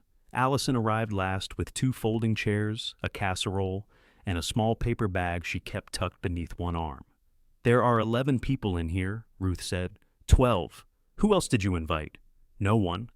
Allison counted. "I counted the clock." Daniel would have approved of that and denied it. They ate in shifts. Plates rested on laps, the counter, and one windowsill. Every time someone opened the refrigerator, Edna had to move her chair. Marisol told the story of the green toilet to anyone who had not heard it, and several who had. Mark remained near the porch for most of the evening. He spoke with Ben about the garden and helped Len down the step, though Len objected that age had not made stairs mysterious. When the light began to fade, Mark handed Ruth an envelope. "What is this?" "A card. You have never bought a card without a woman forcing you. Open it later." Ruth opened it immediately. The card showed a cartoon hammer with a bent handle and the words, "Nailed it." Inside, Mark had written 3 lines. "Roof labor. I'll cover it. I need to earn my way out of my own trouble." A check for $1,900 was tucked beneath the card. Ruth read it twice. Mark stood with both hands in his pockets. "Materials came out of the first half. That returns the labor." "No, Ma, you did honest work. I had reasons. Everyone who works has reasons. I don't want you thinking I used the roof job to get money from you. You did use the roof job to get money from me. That is how contracting works." His mouth tightened. "You know what I mean." "Yes." Ruth slid the check back into the envelope and held it out. Mark did not take it. "I'm trying to do something right," he said. "Then accept that work deserves pay even when your mother writes the check. This doesn't fix what I did. No." His eyes lifted to hers. "That is not what the money is for," Ruth said. "You cannot repay an intention. You change what you intend next." Mark took the envelope. He looked at the card, then folded the flap closed. "I canceled the realtor," he said. "You also called him." "I know." Ruth touched his arm. "Come inside. You're blocking the door." It was not forgiveness polished smooth. It was enough room to enter. After dessert, Allison placed the small paper bag on the table. "I had these made because you asked," she said. "I have not given them to anyone." Inside were 3 copies of the cottage key, each on a plain ring. No names, no labels. Ruth held them in her palm. Edna became fascinated by the last piece of pound cake. "You live closest," Ruth told her. "I do. You get the first one." Edna accepted the key without a joke. "Morning and evening, morning and evening. Use it only if I don't answer, or if smoke is visible." "How much smoke?" "Any smoke." Ruth gave a key to Allison. Her daughter closed her fingers around it. "I'll call first, always. Even if your car is here? Especially then." The 3rd key went to Mark. He turned it over in his hand. "I know how to knock. Learn how to wait. I can do one of those. You'll practice." The guests began leaving as the field darkened. Kathy and Ben carried plates toward the farmhouse. Angie took leftover casserole. Len refused assistance on the porch step and accepted it halfway down. Curtis promised to return a borrowed drill bit that Ruth knew belonged to Mark. Marisol hugged Ruth beside the salvage maple cabinets. "You kept the yellow," she said. "I kept what worked." At last, Allison folded the extra chairs. Mark carried them to her car. Edna walked home with Ruth's spare key in her pocket. The cottage settled around the quiet they left behind. Ruth washed the final glass and placed it in the narrow cabinet. She straightened a chair, turned off the porch light, then turned it on again because she liked the circle it cast across the repaired boards. Daniel's clock ticked from the maple shelf. The house was warm. The floors retained their scars. One window would stick when the weather changed. Ruth's wrists still ached after too much work, and the top shelf required a step stool she would not use alone. She sat beneath the pecan tree with the door open behind her. Across the field, Ben played 3 uncertain notes on the piano. Kathy laughed. Farther down the road, Edna's porch light came on. Ruth was alone. No one was listening for her to fail. No one was waiting for her to prove she would never need help. Help had keys now, but it also had rules. Love could enter. It simply had to knock. The silence beside her still contained Daniel. It always would. It no longer sounded like a verdict. Ruth looked back at the small house she had restored around the life she still possessed. Then she went inside without asking anyone's permission.